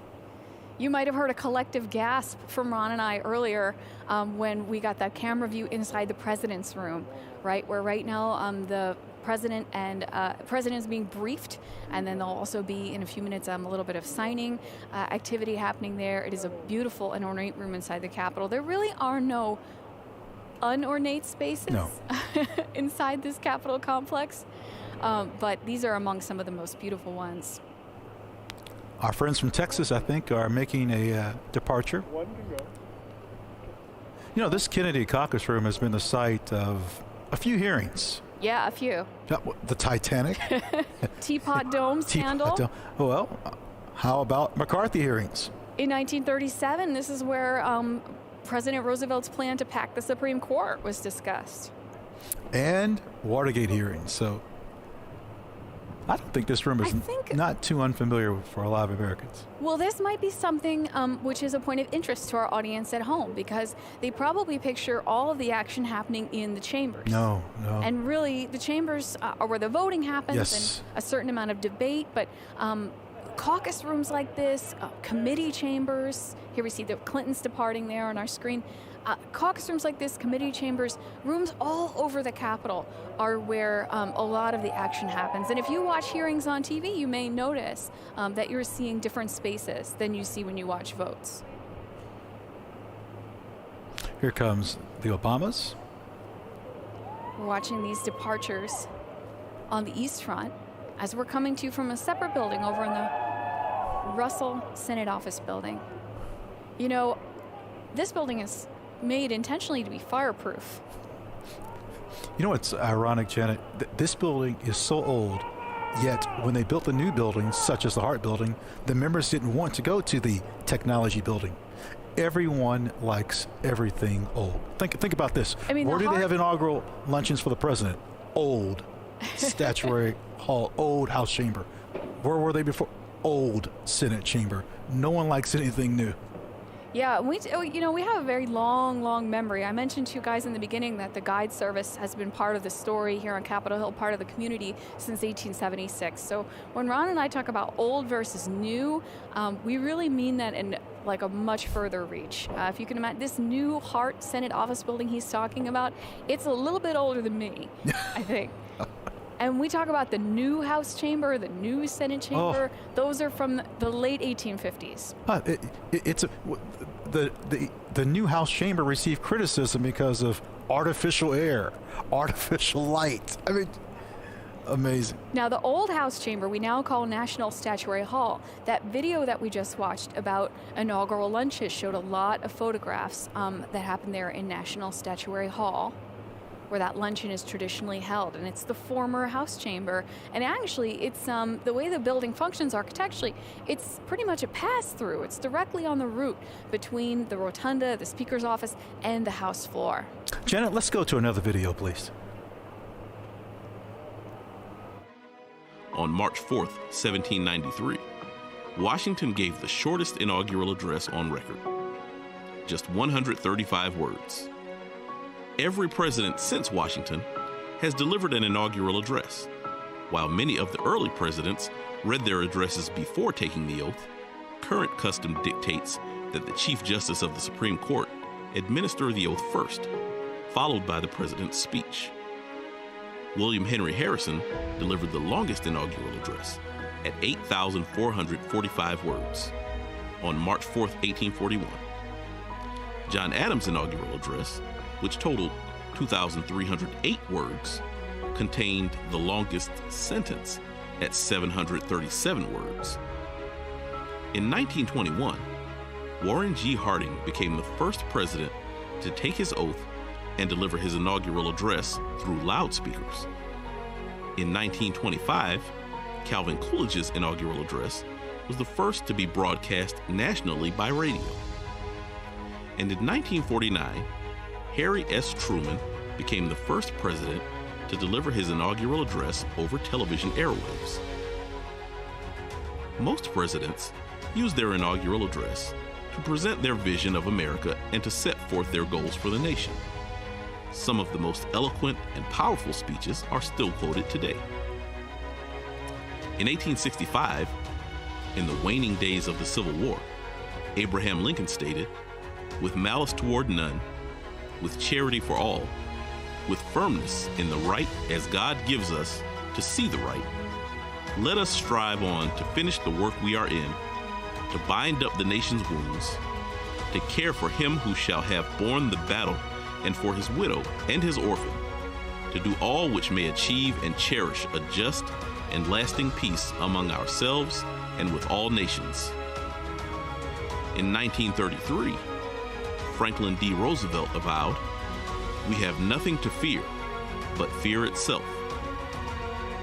And in 1961, John F. Kennedy declared, "And so, my fellow Americans, ask not what your country can do for you.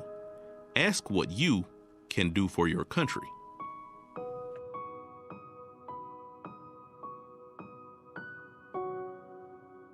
Not only does this JSEC live stream have cameras in places no one else does to give us behind the scenes views, we also have cameras placed in some of the historic spaces so that Capitol tour guides like Ron and myself can give you almost kind of like a virtual tour of the Capitol. So here we are looking down at the rotunda. This rotunda floor, it's about 7,200 square feet, and the angle is giving you a view of a painting. Now, it's called a frieze, and the style is trompe-l'oeil. Yes, I don't speak French well. That's French to trick the eye. And then you see this sprawling painting called The Apotheosis of George Washington, painted by a naturalized citizen, Constantino Bermidi, from 1864 to 1865. So if you can imagine this, folks, this is 180 feet above your head. From this angle, it's like you're standing on the floor of the rotunda, except we've got this X-ray vision where we can zoom in and really look at the fresco on the ceiling. Now, fresco means fresh in Italian, and it's painted on wet plaster. This is done actually in place. Well, what we're zooming in on is Mercury. There are Roman, or you can use Greek, classical figures that all teach an American story. And friends, I want you to look at the bag of money Mercury is handing Robert Morris.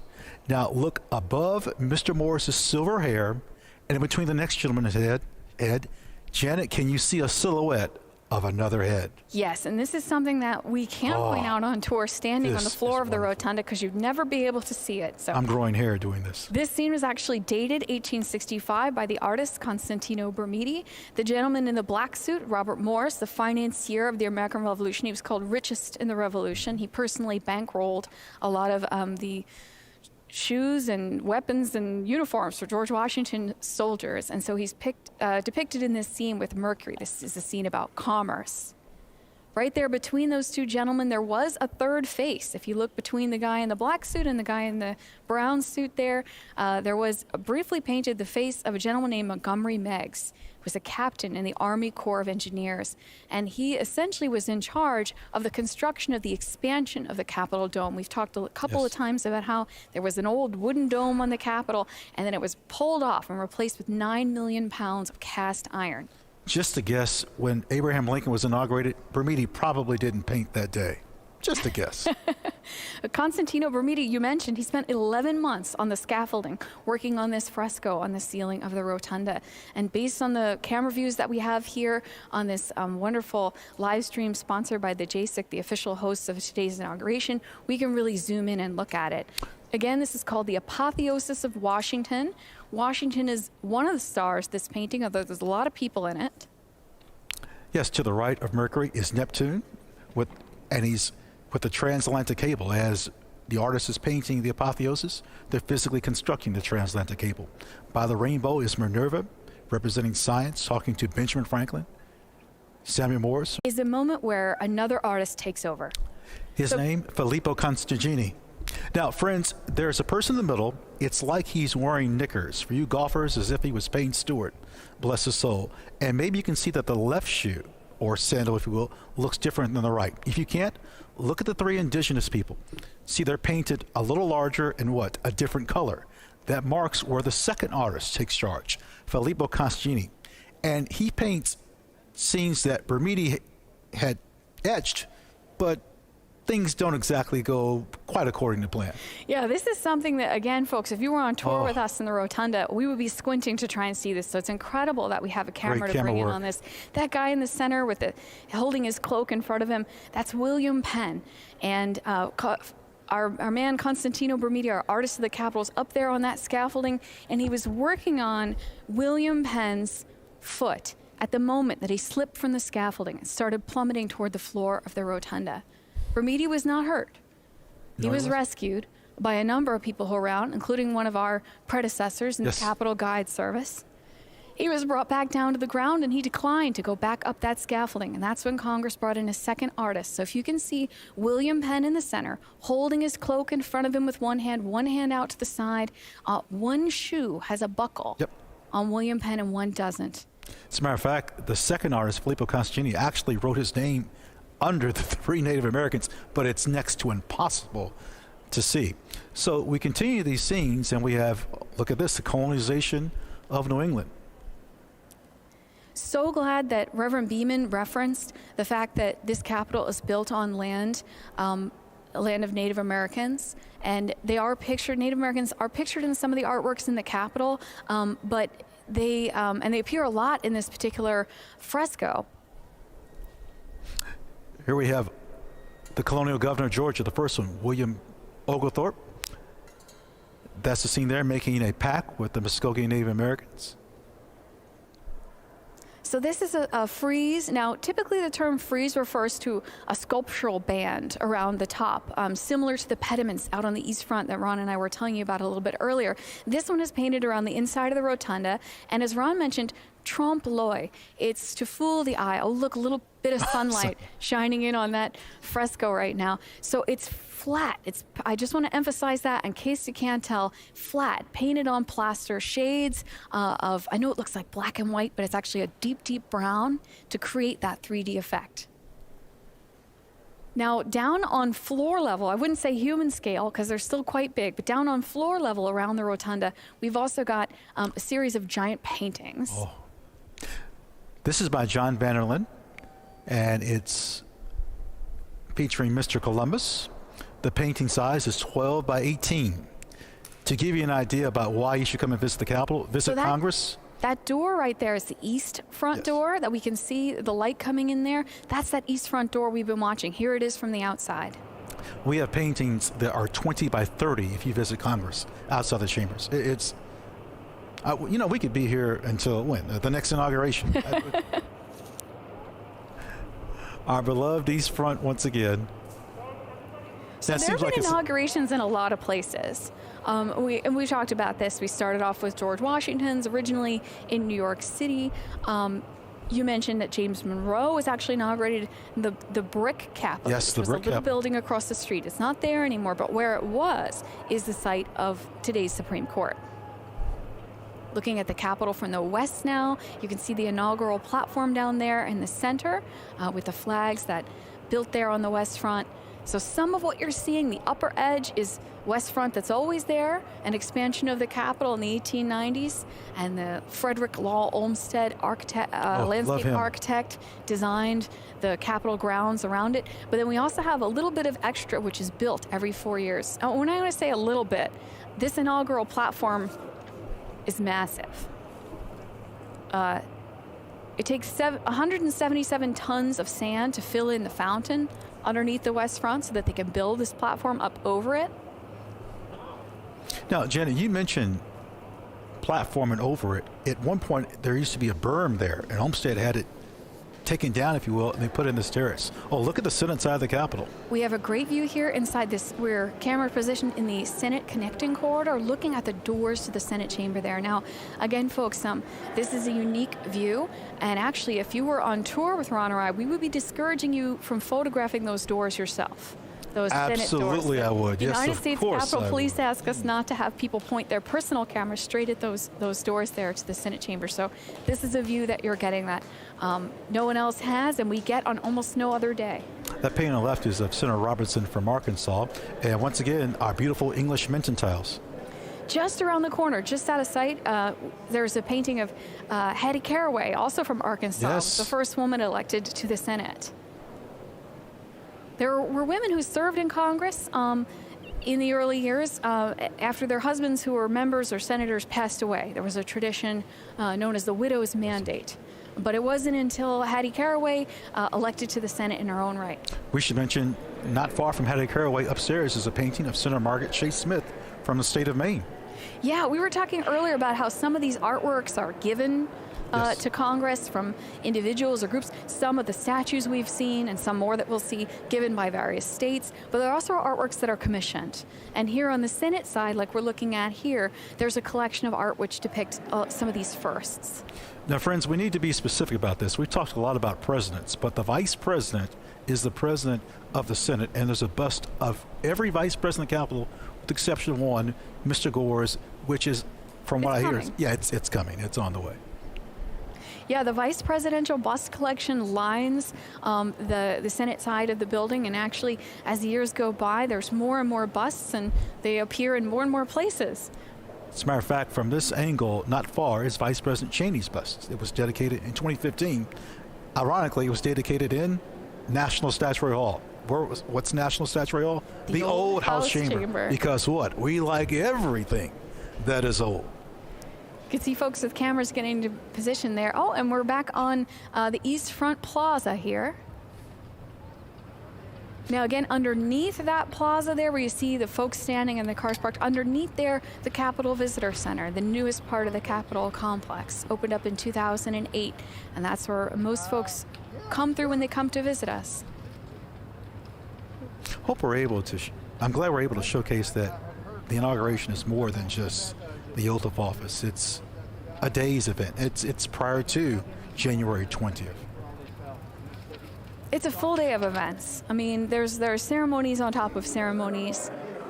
The inaugural address isn't a requirement, but it's a tradition. Right. We may someday see a person who declines the opportunity to address. But I was saying earlier that the ceremony almost is how you can track the evolution of technology in our nation, because some of our early presidents, the remarks were quite short. George Washington's very, very short, because there was no television or radio to broadcast it out to the people. It would be printed in the papers. Can you imagine President Lincoln on the East Front? He's got his table in front. There's all types of soldiers around. And maybe 100 guards you could hear, maybe. And we've seen this year a much less crowded event than this traditionally is, and we've been talking about how when the inaugural ceremonies made the move from outside to inside, from inside to outside, back President Monroe, how many more people came to attend, how many folks would come to watch. So here we are waiting outside of the president's room. It's a little room on the Senate side of the building, and here we go. We got the president and vice president stepping in toward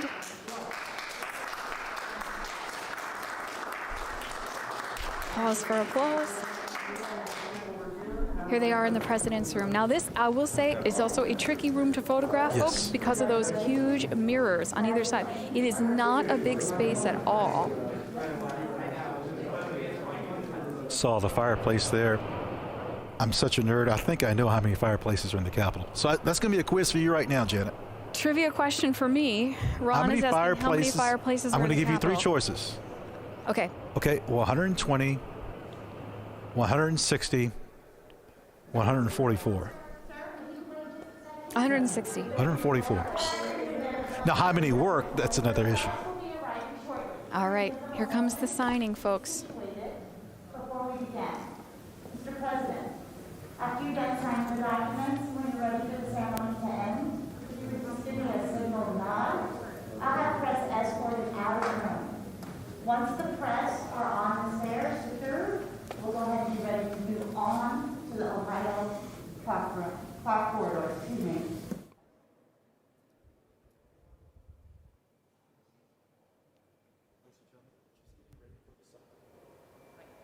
Ladies and gentlemen, we're getting ready for the signing.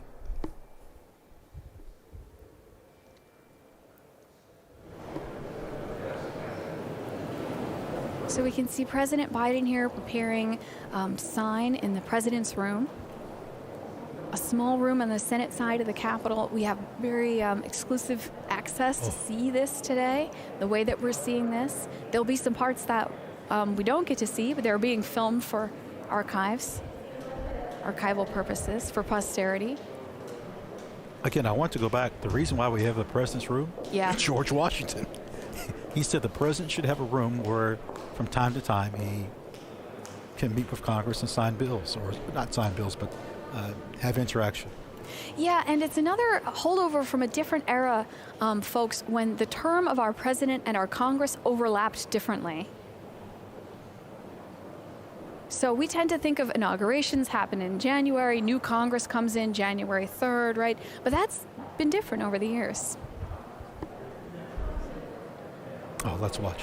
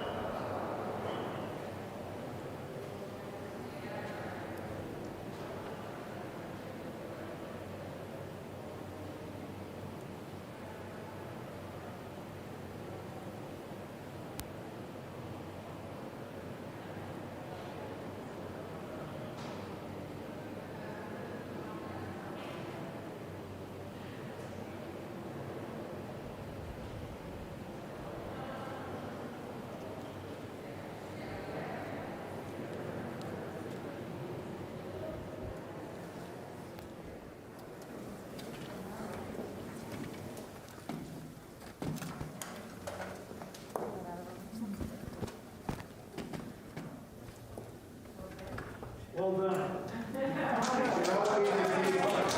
Well done. And just pardon you. That's your first one. I needed all the help I could get, Mr. President, for treating my yellow and short. All right. Packages are ready to be on.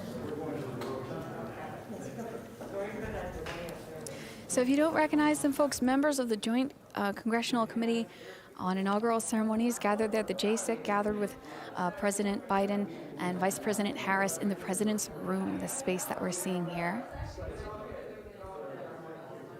Friends, when they leave this room, they're going towards the Ohio clock. Now, the Ohio clock. Friends, when the president and vice president leaves this room, they're going towards the Ohio clock. Now, the Ohio clock has... Why is it called the Ohio clock? Well, it's interesting. A senator from Connecticut, Senator David Daggett, asked a clockmaker from Philadelphia, Thomas Voigt, to complete it. He does in 1816, but Ohio came to the Union in 1803.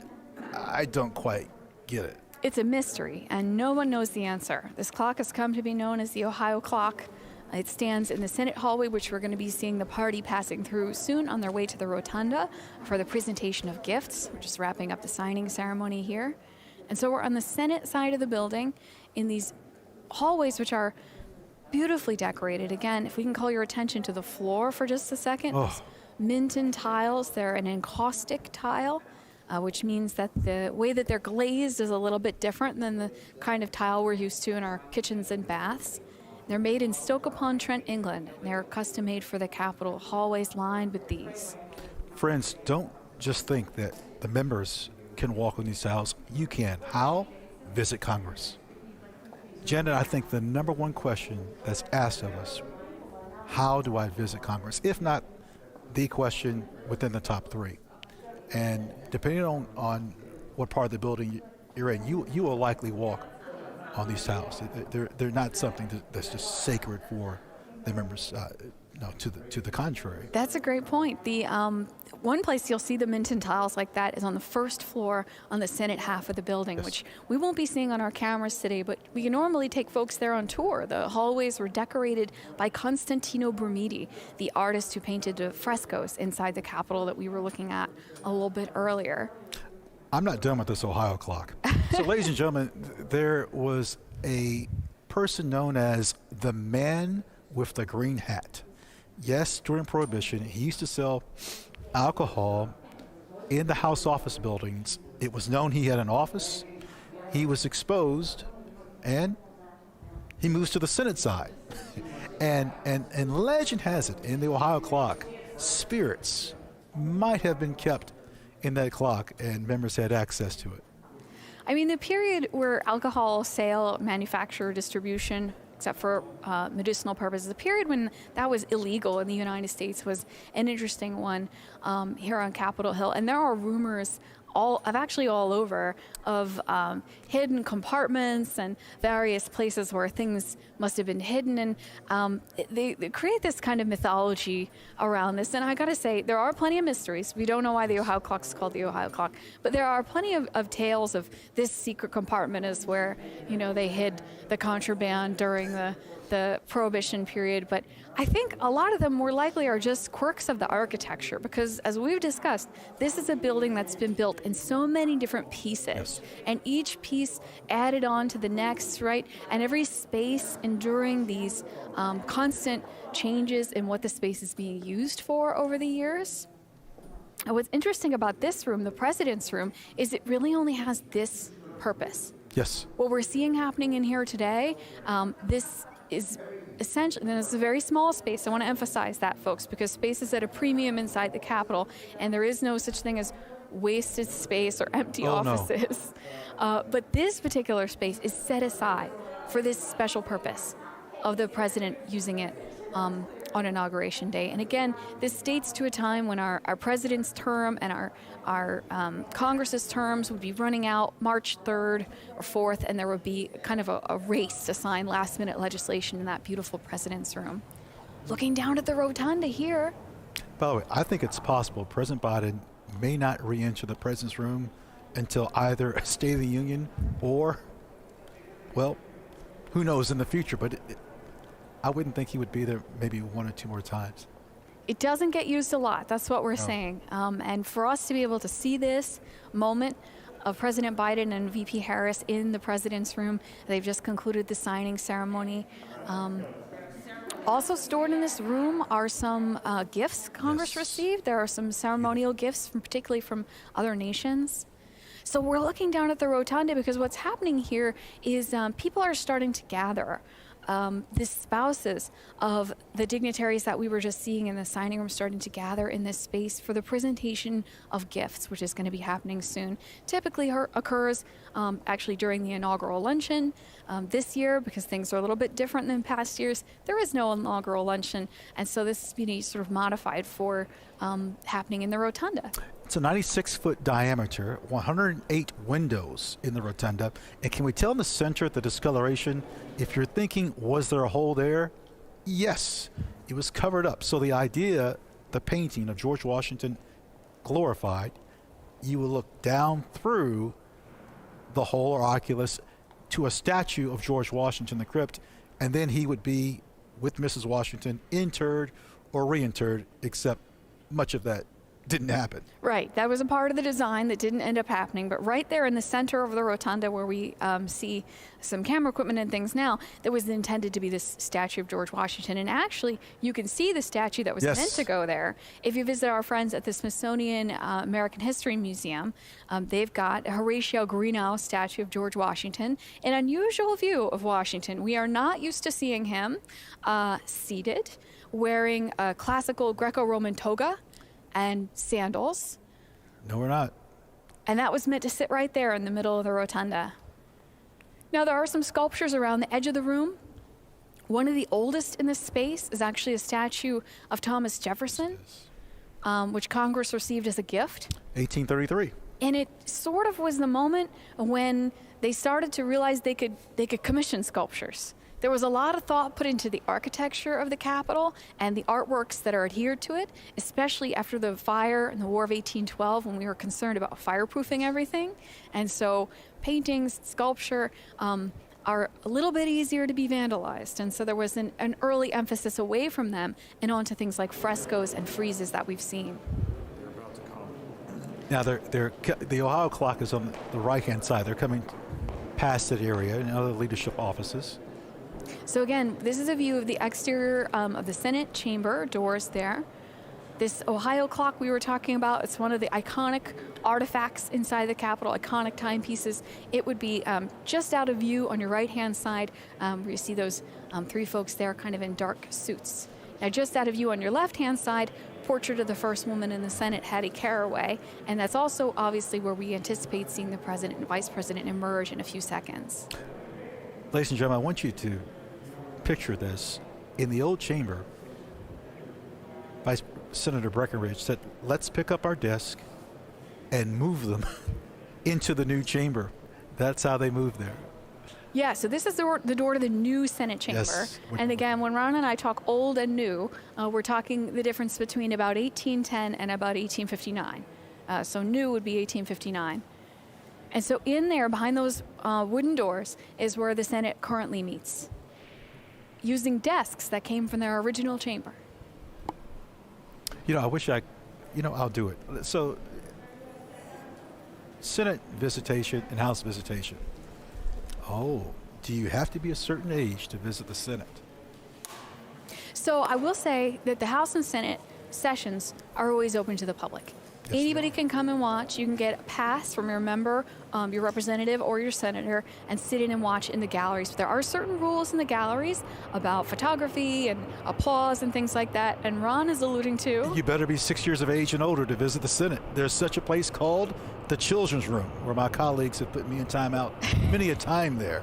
And it's not far from that camera angle just gave you. Oh, what a view here. We see elements of all four branches, if I'm not mistaken, for review. And again, I mentioned this earlier. I had served in the 82nd Airborne Division for quite some time. And here they're coming out. Here they go. They'll be passing by Leader McConnell's office. I thought it was Now, once again, folks, you see the Capitol Police officer in uniform. The gentleman in the brown coat is United States Capitol Police Officer Eugene O. Goodman, who is serving as the acting Deputy Senate Sergeant at Arms for the day. Speaker Pelosi just went by there. I didn't notice her without. Cream-colored dress. She took off the turquoise coat we saw her in earlier. Senator Schumer and Blunt going by us there. And so as they passed us now in this corridor, they're about to pass by McConnell's office.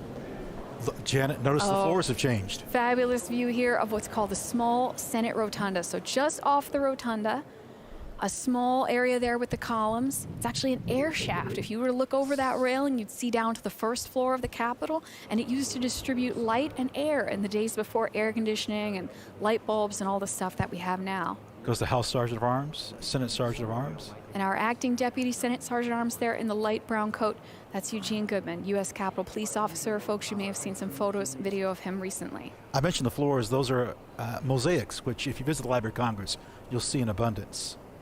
It's the only area that we have mosaics in the Capitol. Look how President Jackson is dominating that room right now.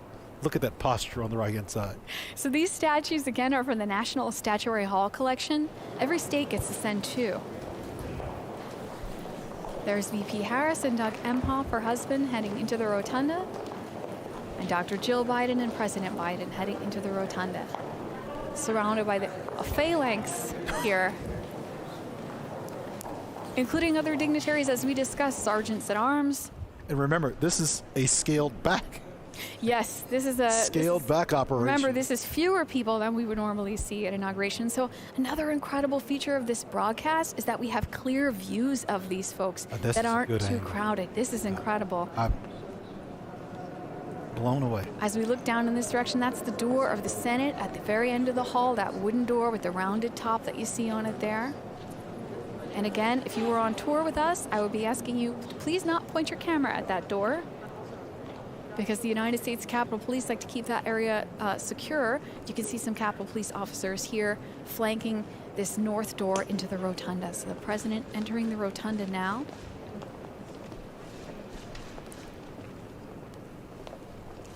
Oh, look at that beautiful All right. painting.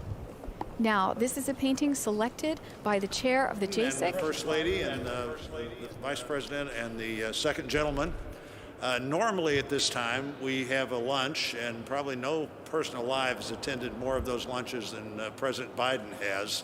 It's an important moment where it's bipartisan. It's the time to bond between the executive and the legislative branch of the government. We probably don't need as much bonding because we already have that natural bonding with you and the traditions here.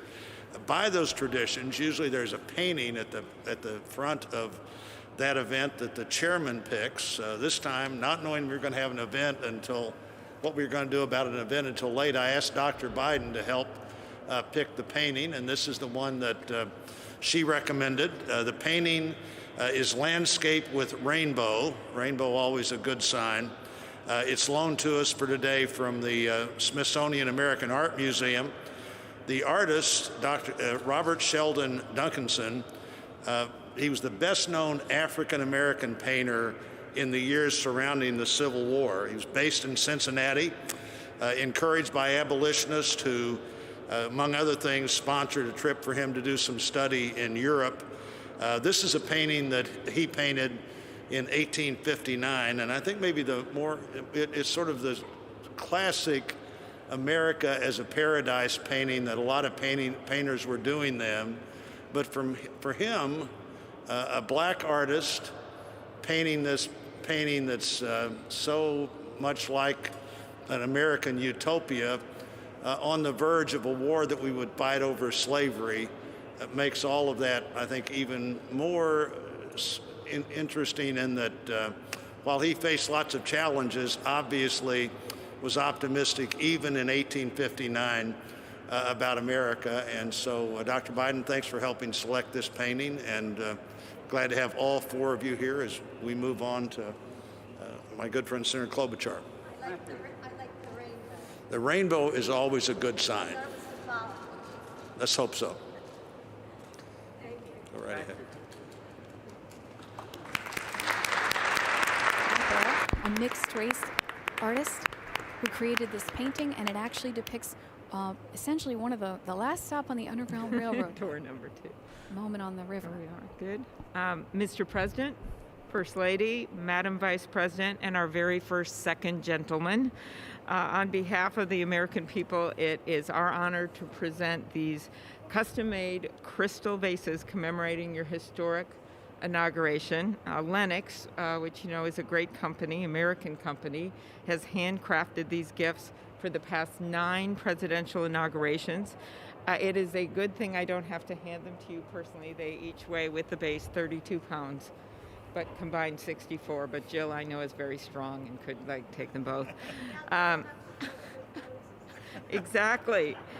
But the Lennox company is actually based in Bristol, Pennsylvania, which you know, Mr. President, is a mere 132 miles from Scranton, since we know today all roads lead to Scranton. The team at Lennox has worked for months to capture the spirit of this inauguration and your incoming administration. Mr. President, your vase features the White House, and Vice President Harris's features the U.S. Capitol. The gifts represent the hope and the faith the American people have placed in you to move our country forward. Thank you. Thank you. As Senator Klobuchar mentioned, the Lennox Company is an American company. It's been around since 1889. President Wilson commissioned china for the White House from them, first set of American-made White House china in 1918. Those lead crystal vases, 17 inches tall, she mentioned they weigh 32 pounds. They're all handmade in Pennsylvania by a craftsman named Peter O'Rourke. Well, Mr. President, Madam Vice President, while the pandemic has sadly limited our usual hospitality, as others have mentioned, I'm very glad we still carry on some of our favorite inaugural traditions. It's my honor and privilege to help present these flags of our nation that were flown over today's event here at the Capitol. Now, I have to make one point of personal privilege on behalf of the Senate. With all due respect to our distinguished Speaker and our colleagues from the House, I have to note Not only did we just swear in a son and daughter of the Senate to these high offices, but indeed both these former senators skipped the House altogether.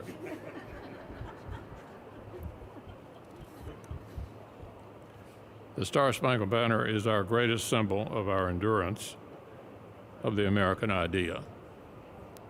It flies over this building on triumphant days and on tragic ones, over all factions and all parties. And today this flag flew over our former colleague's inauguration as the very first female Vice President of the United States. So to our very distinguished former colleague, Madam Vice President, please accept this flag with the highest compliments and congratulations of the United States Senate. Senator McConnell here presenting flags that have flown over the Capitol today during the 59th inaugural ceremonies. Speaker Pelosi, let's listen. The distinguished leader of the Senate pointed out that he has hosted this lunch for members of the Senate who have become president and vice president. But I have the privilege of giving the flag to the President of the United States, the flag that was flown when you were sworn in, Mr. President. This flag may it reflect all that is said about your inauguration. America united. May it be a symbol of the hope, the healing, and the just all of the enthusiasm that you have for our country. And as we heard the beautiful national anthem, when we're at the stadium and they say, is our flag still there? Then you say, play ball, right there, play ball. So we're going to get ready to play ball. We're ready to go with the inspiration of our flag flying. But again, on behalf of the House of Representatives, it is my privilege to extend to you the flag that was flown the early moment that you were sworn in as President of the United States. Thank you, Mr. President. Thank you, Dr. Biden. Thank you. If we had the lunch, we would have had California wine. Is that not right? Madam Vice President? That is correct. Mr. Emhoff, congratulations. With liberty and justice for all. Thank you.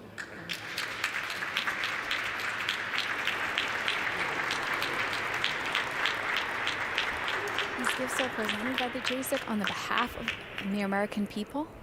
We've just seen flags presented that were flown over the Capitol today. And the next gift actually will be photo portraits of the President and Vice President at the moment of their swearing in. And those photos had to be snapped. Oh, so quickly. Printed. Escorted over. Yeah, it was a real sprint. They have the mats all ready to go, and they just need to snap the photo in the moment and then get them printed and put the frames together. Right? It's a good picture, too. The Honorable President Kevin Biden, McCarthy. Vice President Harris, Dr. Biden, and Mr. Imhoff, on behalf of the Republicans in Congress, congratulations. Very proud of you both. When President Washington was sworn in as the first president of the United States, only a handful of people saw the ceremony or heard the famous first inaugural address. Today, the inauguration is seen around the nation and indeed around the world. Yet the task facing the nation is no less momentous than it was in Washington's time. I listened to your speech today. You talked among the tension and division. Our task as leaders is to bind this nation's wounds and dedicate ourselves to the values of all Americans share together. With modern technology, just a few minutes ago, it captured in these pictures. History in the making, for all the world to see.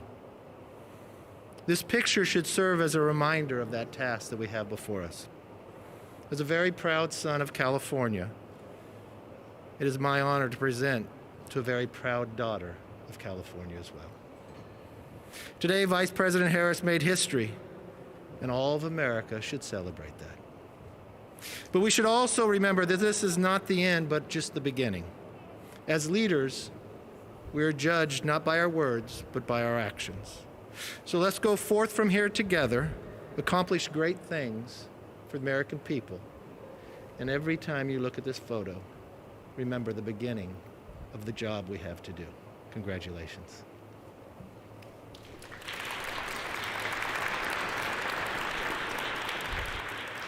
Madam Vice President, Mr. Imhoff, Dr. Biden, Mr. President. No, Joe, you're Mr. President. And we are so proud of that. Dr. Biden, he makes you call him Mr. President? Marriage is about to get rocky, I can tell. On behalf of the Joint Congressional Committee on the Inaugural Ceremonies, I too am proud. More than that, I'm ecstatic to present the two of you this picture.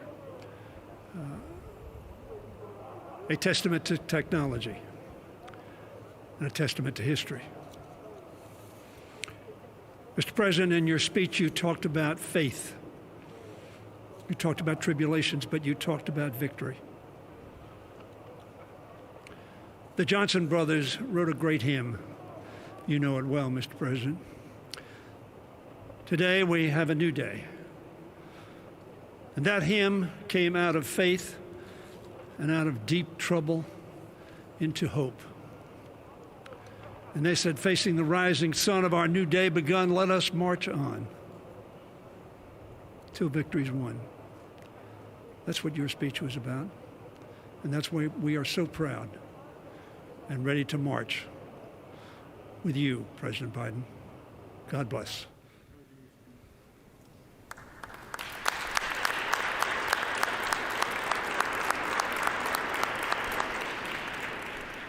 President Biden there checking out a photo of him taking the oath of office. It's just presented. They're both different.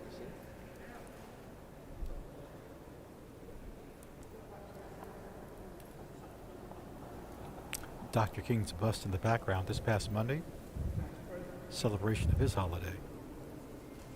That bust of Dr. King was commissioned by Congress in 1986. It's been on that spot since 1989 in the rotunda. They're on the east side of the rotunda now. They're going to step through these east doors into the vestibule. See a statue of President Eisenhower there, given to us by the state of Kansas. Now, friends, you might have been wondering, wait a minute, didn't I see President Clinton, Bush, Obama leave? Yes, to Arlington Cemetery. They're still working. They're placing a wreath at the 2 million unknown soldier. So that's what was going on when they left, and then we had the ceremony here. This President Dwight Eisenhower. Dwight David Eisenhower changed his name. Representing Kansas, a new memorial to him was dedicated last May. Yes, the newest memorial on the National Mall is the Eisenhower Memorial. And again, these statues, some of the statues are seeing part of this National Statuary Hall collection. Every state gets two. This collection was started in 1864. And there are two from each one of the 50 states. Only 6 states so far have given statues of presidents of the United States. And so those statues are in the rotunda. Looking out of the east front steps now, preparing for the pass in review is going to be coming up soon. You can see the military cordon down both sides of the east front stairs. Figures of war and peace in the niches on either side of the door. We have a little bit of a better view of the figure of peace there. On our left, you can see her. Classical drapery just at the top of the column of military personnel on your left-hand side of the screen. I mentioned earlier about everyone liking everything old. Look at the old light fixtures. Those were just made to look like that just very recently, within the last 3 to 4 years. And a lot of elements that are exposed to the elements like that, like light fixtures and these sculptures on the exterior, a lot of times these are facsimiles because the original ones are being held somewhere where they can be preserved for future generations. We haven't mentioned the architect of the Capitol, Mr. Blanton, who's the architect, but just the staff, what a tremendous job they do. From inside working to outside and all this that they have to do. It's quite a task. Oh, you can see it's called a busby, that tall furry hat on the military there. Notice the band. Notice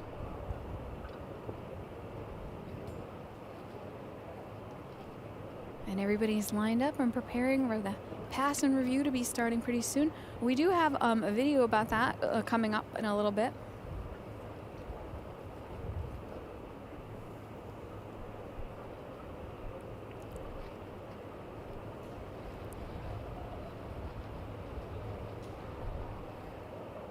There's an old trolley stand there. Oh, we've got some Look at that. historic uniforms there. We've got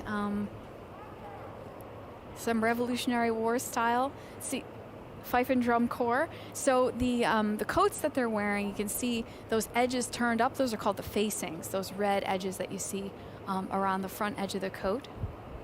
Traditionally, musicians will wear a different color. They will wear the inverse uniform of the main body of the military force, and that makes them identifiable because in times past, especially, people will be looking to the musicians for cues about movements, and also it marks them as non-combatants.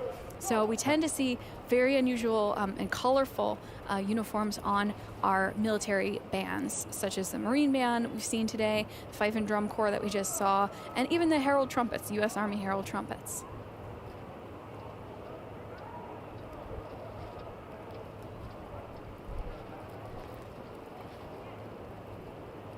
Great view of the East Front stairs here, waiting for President and Vice President to come out and review the troops. I think if you're a certain age, you might think of this area, perhaps, at a certain age, President Kennedy's inauguration, perhaps,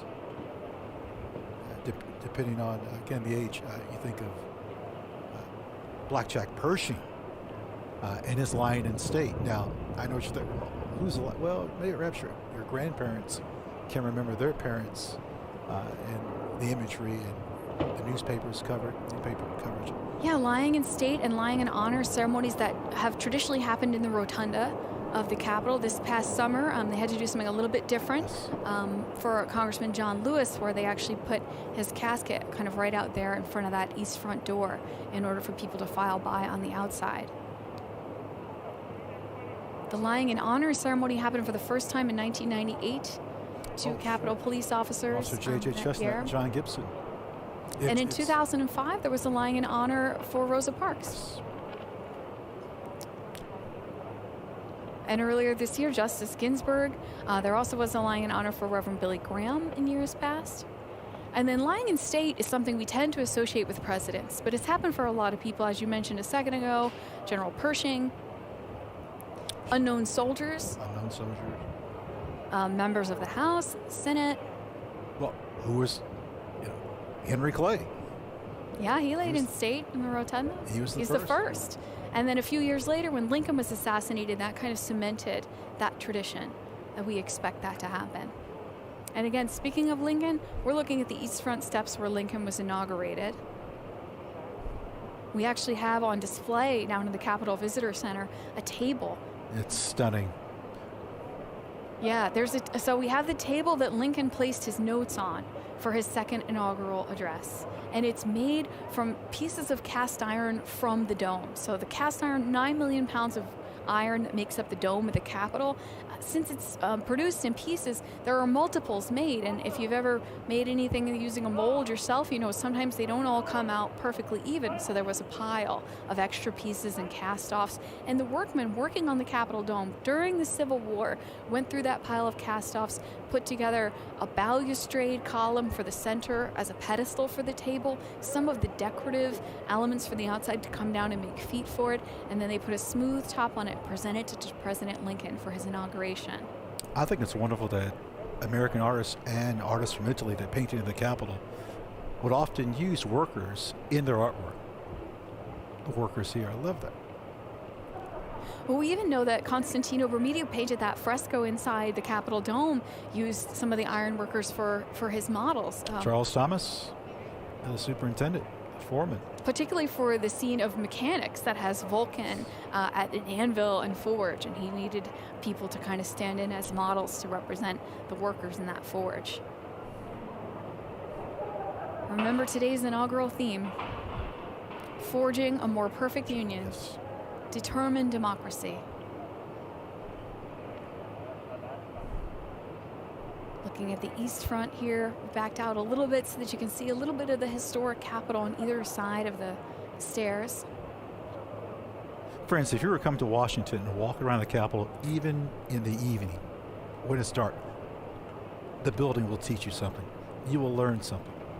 You'll pass a member of Congress at night and not know it. And you'll go by 20 yards later and someone will say, wasn't that so-and-so that just walked past? I believe so. Here they come for the reviewing of troops. Now, I was just going to say Calvin Coolidge's inauguration, the first one to be broadcast by radio, 1925. And the first one for TV, Truman, 1949. The cables for people to watch it in the Midwest had literally just been installed a few weeks before. Folks on the West Coast still couldn't watch Truman's inauguration.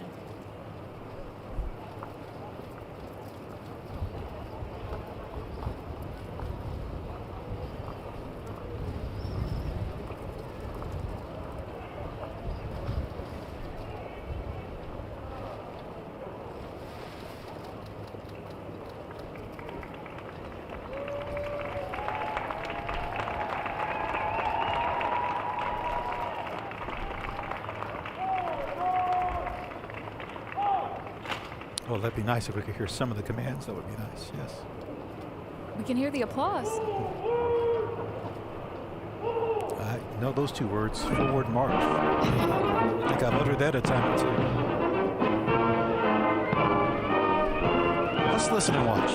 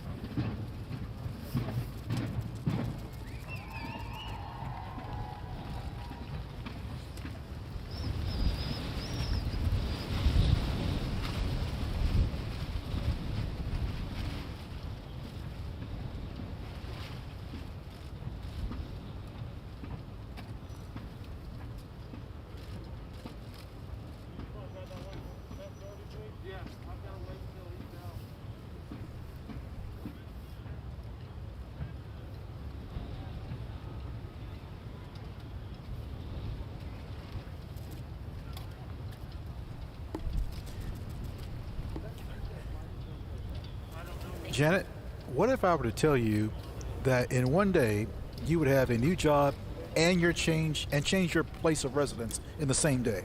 What would you say to that? Seems like a lot. And a new ride. A new car. And a new car there. I don't know if everyone noticed how thick those doors are when they put the president into that car, but there it is, nicknamed the Beast. Departing from the East Front, they're on their way over to Arlington Cemetery, lay a wreath. And past two presidents while doing it. William Howard Taft and John Fitzgerald Kennedy. The vice president getting into the car there with the flags.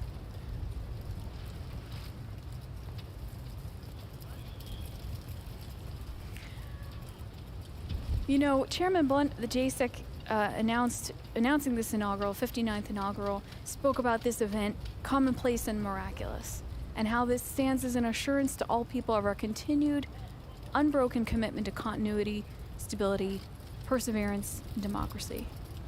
We have a statue in the Visitor Center of Frederick Douglass. Yes. And on the base of it, a quote from one of his addresses: "If there is no struggle, there is no progress."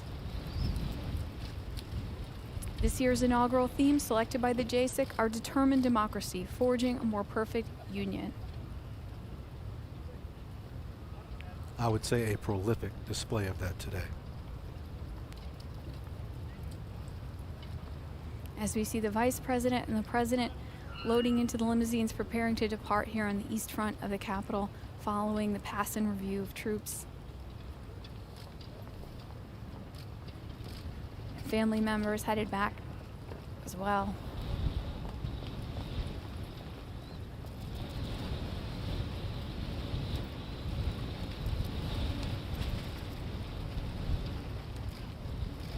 You know, at times, I didn't sense a pandemic or a lot of security. At times, it seemed like, well, this is what I'm used to, but there were times in which I said, oh my. Well, I I think see the difference. this 59th inaugural is familiar, and it's also different. It's the least attended inaugural physically, but perhaps virtually the most attended, perhaps. Yes, and we've been thinking about how, as the technology advances in our nation, these events can reach more and more people, right? You know, 1845, people heard about James K. Polk via telegraph getting inaugurated, his speech going out via telegraph. James Buchanan, 1857, the first to be photographed. You can actually see that on the website of our partners, Library of Congress. Photographed, and of course, those inaugurations here on the East Front that we're looking at through our cameras. Then, of course, broadcasts on the radio, broadcasts on the television, and now live streamed out over the internet. How about President Carter, who's not here to attend, but is seen? It's perhaps better in some cases that for him, given some infirmities, that he's able to witness this from his comfort of his own. Close up on the license plate there, it said 46. Our 46th president inside that limousine, again nicknamed the Beast. It's very heavily armored.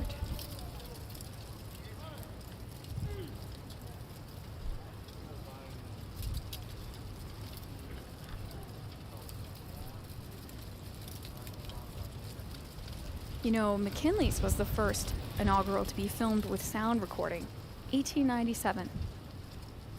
And if you can imagine, we've talked about how in the early years with Washington and Lincoln, people straining to hear the president's remarks, you know, and the sound amplification for the crowd doesn't happen until 1921. But in 1897, people were able to listen to the sound recording. But yet we hear about the good old days. Yeah, in 1949, Truman, where folks on the West Coast couldn't see it because the television cables weren't installed yet.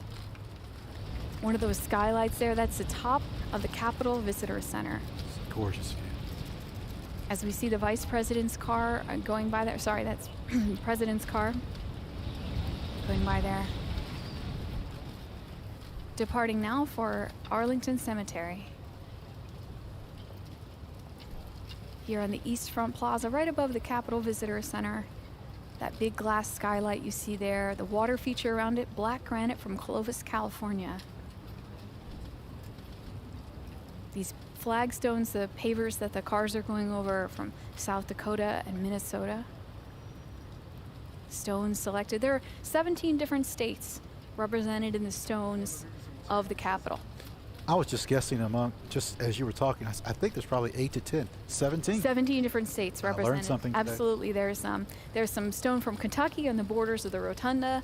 Here in the Russell Senate office building, the Kennedy caucus room that we're stationed right outside, there's some black veined marble from New Jersey in there. It took the architects a full year to find it.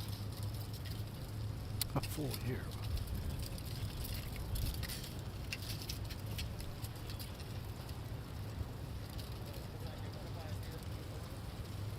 So throughout the day, we've been able to show you several videos showcasing history and traditions of inaugural ceremonies, and we do have one to close out today as we watch the departure here on the east front of the President and the Vice President.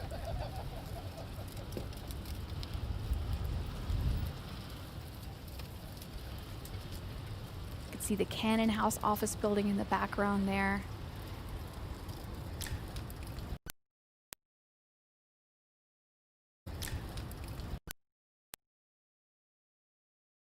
Of Congress would live, because again, like the technology enabling us to watch and listen to this inauguration, the technology for members to travel has improved dramatically. The Senate has collected oral histories, and the members say the biggest change was jet travel.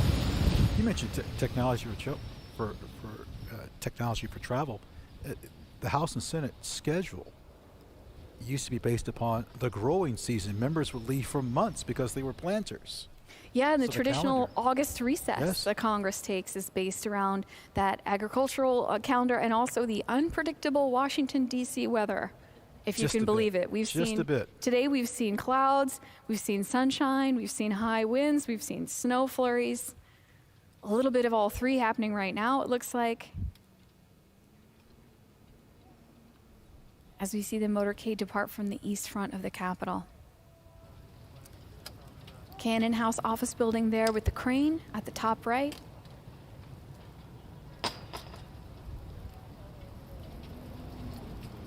Oh, I love it. I can't say enough about the people who have performed admirably with these cameras. It just...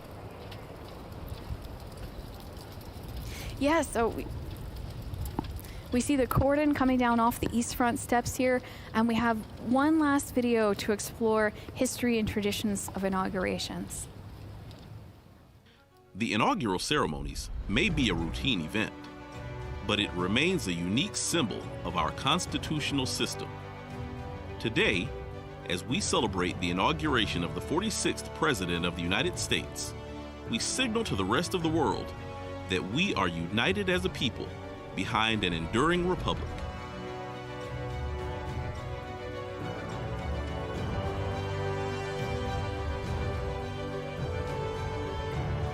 On behalf of the Joint Congressional Committee on Inaugural Ceremonies, thank you for joining us today for the 59th inaugural ceremonies. It's been a historic day. We hope to see you all back at the Capitol soon to take a tour with us or watch a session of Congress or attend one of the events.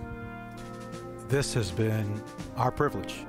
Thank you to the camera crew. Thank you to Beth Flemons, the Capitol Visitor Center, to Capitol Police. I can't say enough about what dignity and order that we saw today. I'm most proud. Thank you all for watching, and thank you to the Joint Congressional Committee for giving us the opportunity to be on this live stream with you all today. Everyone, enjoy the rest of your day. Thank you for joining us.